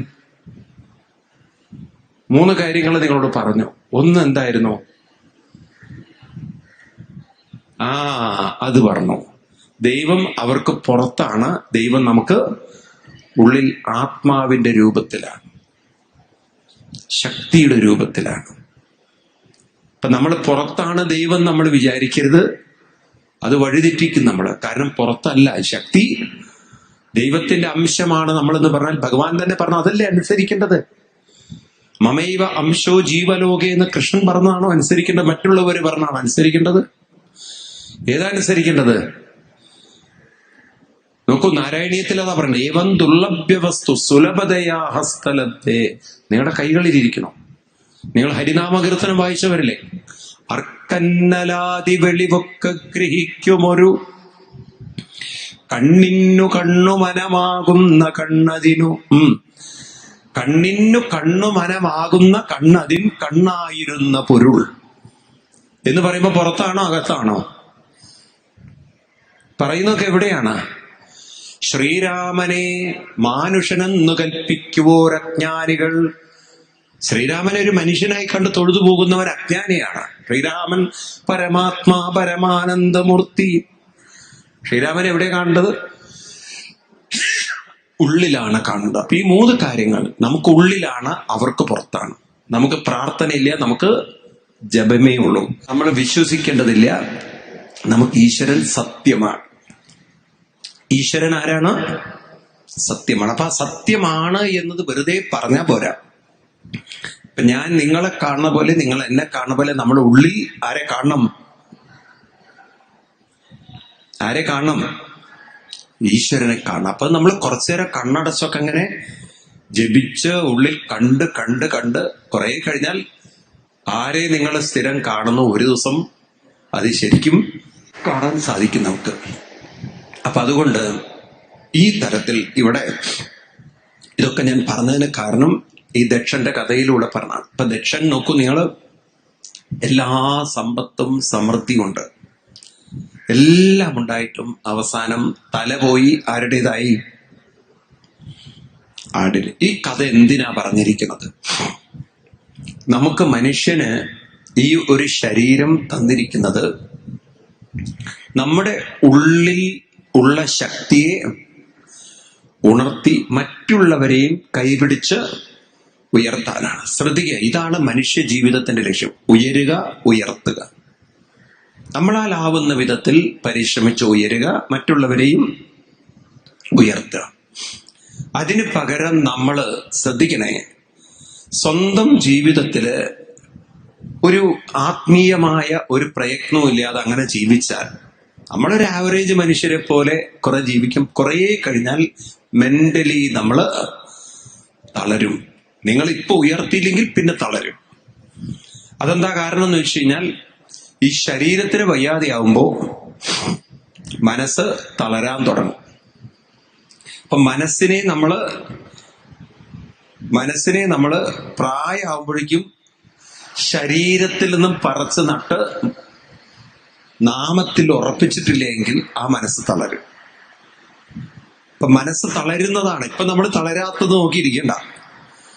അപ്പൊ ആ മനസ്സിനെ നമ്മൾ നാമത്തിലേക്ക് കൊണ്ടുവരണം, അല്ലെങ്കിൽ തളരും.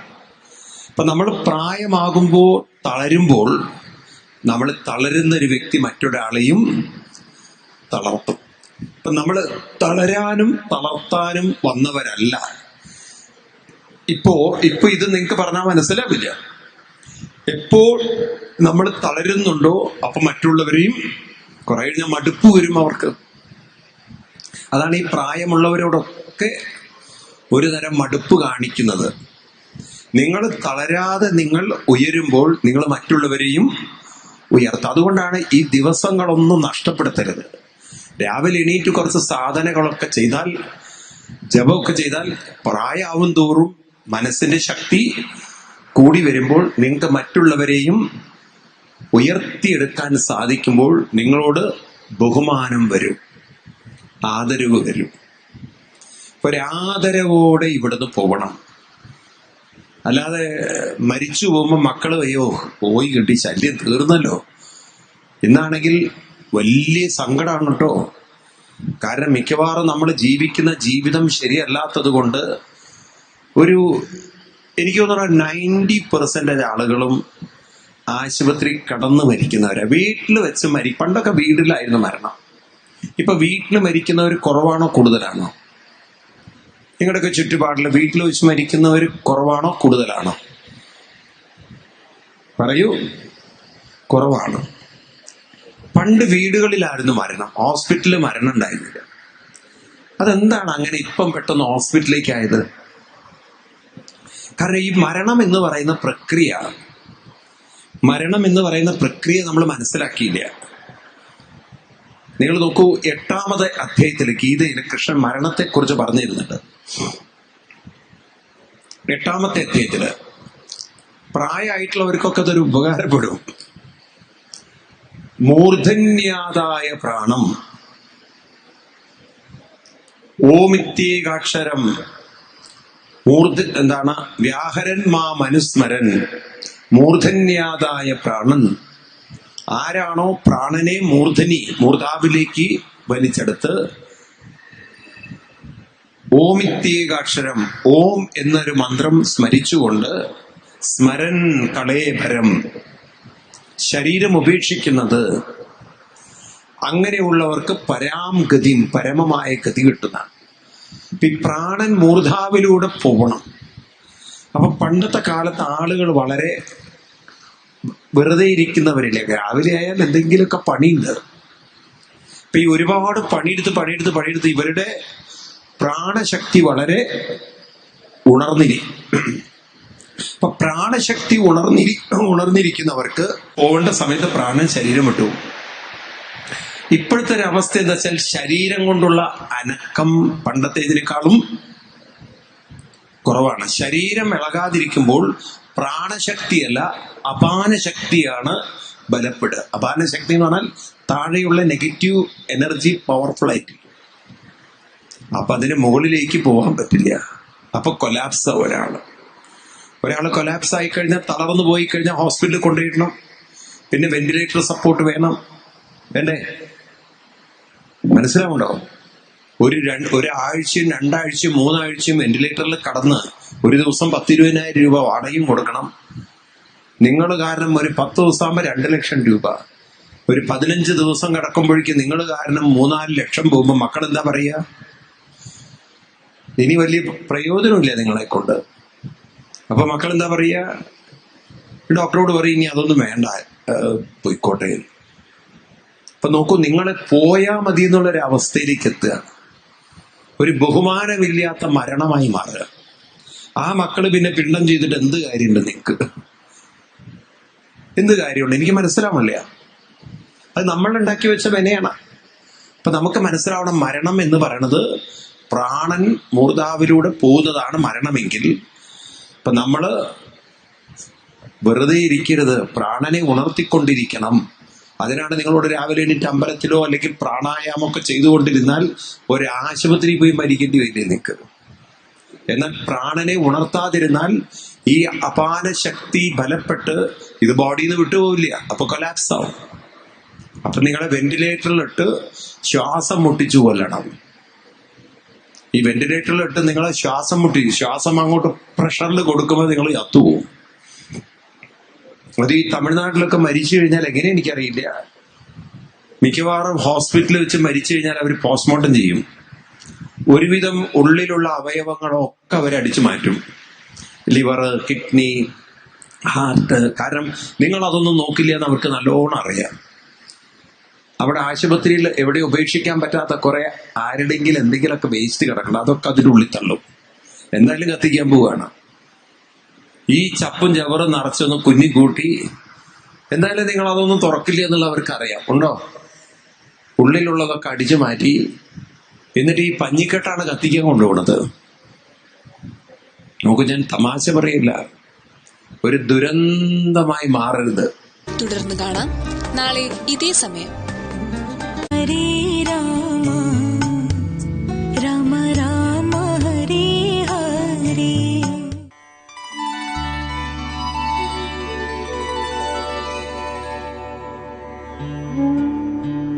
ഹരി ഓം. എല്ലാവർക്കും എൻ്റെ ഹൃദയം നിറഞ്ഞ നമസ്കാരം. ലോകം ഇന്ന് പുതിയ ടെക്നോളജിയിലൂടെ വളരെയധികം ഡെവലപ്പ് ചെയ്തുകൊണ്ടിരിക്കുന്ന കാഴ്ചയാണ് നാം കണ്ടുകൊണ്ടിരിക്കുന്നത്. ദിവസവും പുതിയ പുതിയ എക്യുപ്മെന്റ്സുകൾ നമ്മുടെ മാർക്കറ്റിൽ വന്നുകൊണ്ടിരിക്കുന്നു. പുതിയ സ്റ്റാർട്ടപ്പുകൾ, അതുപോലെ തന്നെ ഇന്നോവേറ്റീവായിട്ടുള്ള ക്രിയേറ്റീവായിട്ടുള്ള പുതിയ ഇൻവെൻഷൻസ് അത്ഭുതമാണ്. ആർട്ടിഫിഷ്യൽ ഇന്റലിജൻസ് വന്നതോടുകൂടി തന്നെ എല്ലാ മേഖലയിലും ആർട്ടിഫിഷ്യൽ ഇന്റലിജൻസിന്റെ ആ സ്വാധീനം കൂടി വരികയാണ്.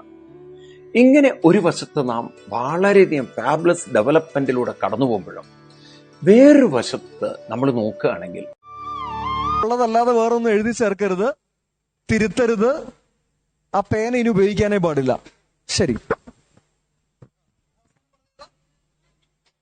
And N for necklace, net, new leaf. What is your objection? And എന്താ കുഴപ്പം? അതൊരു ഒബ്ജക്റ്റ് അല്ല എന്നാണ് പറഞ്ഞത്. One at A time. എന്തെങ്കിലും പറയാനുണ്ടോ?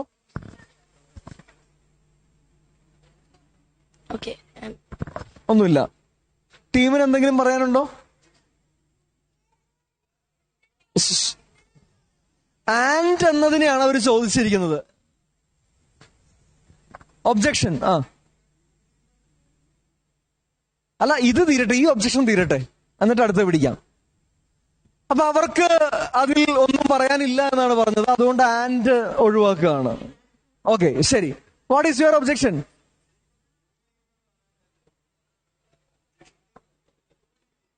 അങ്ങനെ ഒരെണ്ണം വായിച്ചോ. ന്യൂ ലീഫ് എന്ന് പറയാൻ പറ്റില്ല. വൈ?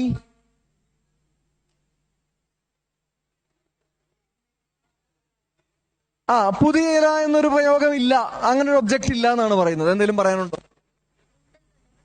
പറഞ്ഞാല് പുതിയ ഇല എന്നൊക്കെ ഇപ്പോൾ പറയില്ലേ, അതേമാതിരി ഒരു ന്യൂ ലീഫ് എന്നുള്ള രീതിയിൽ ഒരു പുതിയ ഇലയാണ് പറച്ചതെന്നാണ് പറയുന്നത്. എഴുന്നേറ്റ് എന്ന് പറയണേ.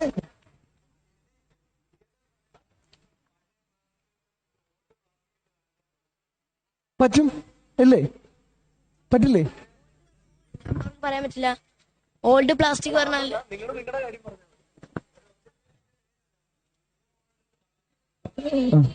വൺ അറ്റ് എ ടൈം എന്നുള്ളതാണ്. വൺ അറ്റ് എ ടൈം ആണ്. എന്തെങ്കിലും പറയാനുണ്ടോ? ഇല്ല. അല്ല, അവർക്കൊന്നും പറയാനില്ലെന്ന് പറഞ്ഞു. അപ്പോ അതും leaf, new leaf. And new leaf cut ചെയ്തിരിക്കുകയാണ്. ഇരിക്കാം. നെറ്റ് ഉണ്ടായിരുന്നു. Net. Necklace.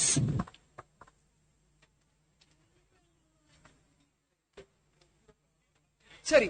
Necklace. Net. നിപ്പ്. നിപ്പ്. Nib. Net. ഒരു ടീമിന്റെ പ്രസന്റേഷൻ സമയത്ത് മറ്റുള്ളവർ സംസാരിച്ചാൽ മൈനസ് പോയിന്റ് കിട്ടും കേട്ടോ. Net. Net. Net. Nail. Nail. Nail. Name tag. Newspaper. 6. Rock. Ring. Rope. Route. Ribbon. Rubber band. Rupees. Roof. Roof top.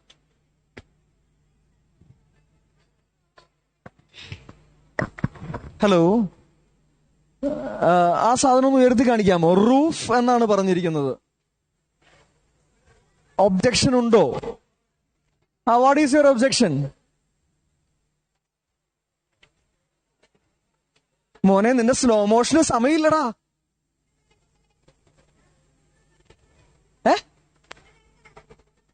Sorry, objection ഇതിന്റെ കാര്യത്തിലാണ്. കഴിഞ്ഞതൊക്കെ കഴിഞ്ഞു. Okay, sit. യാ, ഏതാ? റൂഫ് ടൈലാണ്. പക്ഷെ നിങ്ങൾ എഴുതിയിരിക്കുന്ന റൂഫ് ടൈൽ എന്നല്ലല്ലോ. റൂഫ് അല്ലത് എന്നാണ് പറയുന്നത്. One at A time. പക്ഷെ അതല്ല സാധനം. ഈ റൂഫ് ടൈലുകൾ ചേർത്ത് വെച്ചാലേ റൂഫ് ആവുകയുള്ളൂ. എന്താ? Broad concept. അത് തന്നെയാണ് ഞാൻ പറഞ്ഞത്. ഇത് അതിന്റെ ഒരു പാർട്ട് മാത്രമാണ്. പക്ഷെ അങ്ങനെയല്ല എഴുതിയിരിക്കുന്നത്. Okay, so your objection is approved. അപ്പോ ആ ഐറ്റവും ക്യാൻസൽ ചെയ്തിരിക്കുകയാണ്. ഓക്കെ. യൂട്ടൻസിൽ. ഓക്കെ, അപ്പൊ നമ്മൾ ക്യാൻസൽ ചെയ്തത് new leaf, roof and 3 items cancel ചെയ്തിരിക്കുകയാണ്. നല്ലൊരു കയ്യടി കൊടുക്കാം ടീം നമ്പർ 1. സൂപ്പർ. അങ്ങോട്ട് നിൽക്കാം. അത് ഒഴിവാക്കിയിട്ട് ബാക്കി എണ്ണം എടുത്തു വെച്ചോളൂ. Team number 2. Yes. And Android phone.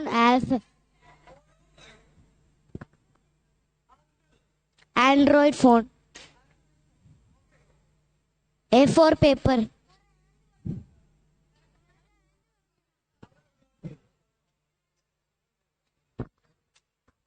Antony വേറെ ടീമുകൾക്ക് പറയണമെങ്കിൽ പറയാം, നോ പ്രോബ്ലം. പക്ഷെ നിങ്ങൾക്കത് പ്രൂവ് ചെയ്യാൻ പറ്റണം. അത്രയേ ഉള്ളൂ കണ്ടീഷൻ. ഒബ്ജക്ഷൻ ഏതിലാണ്?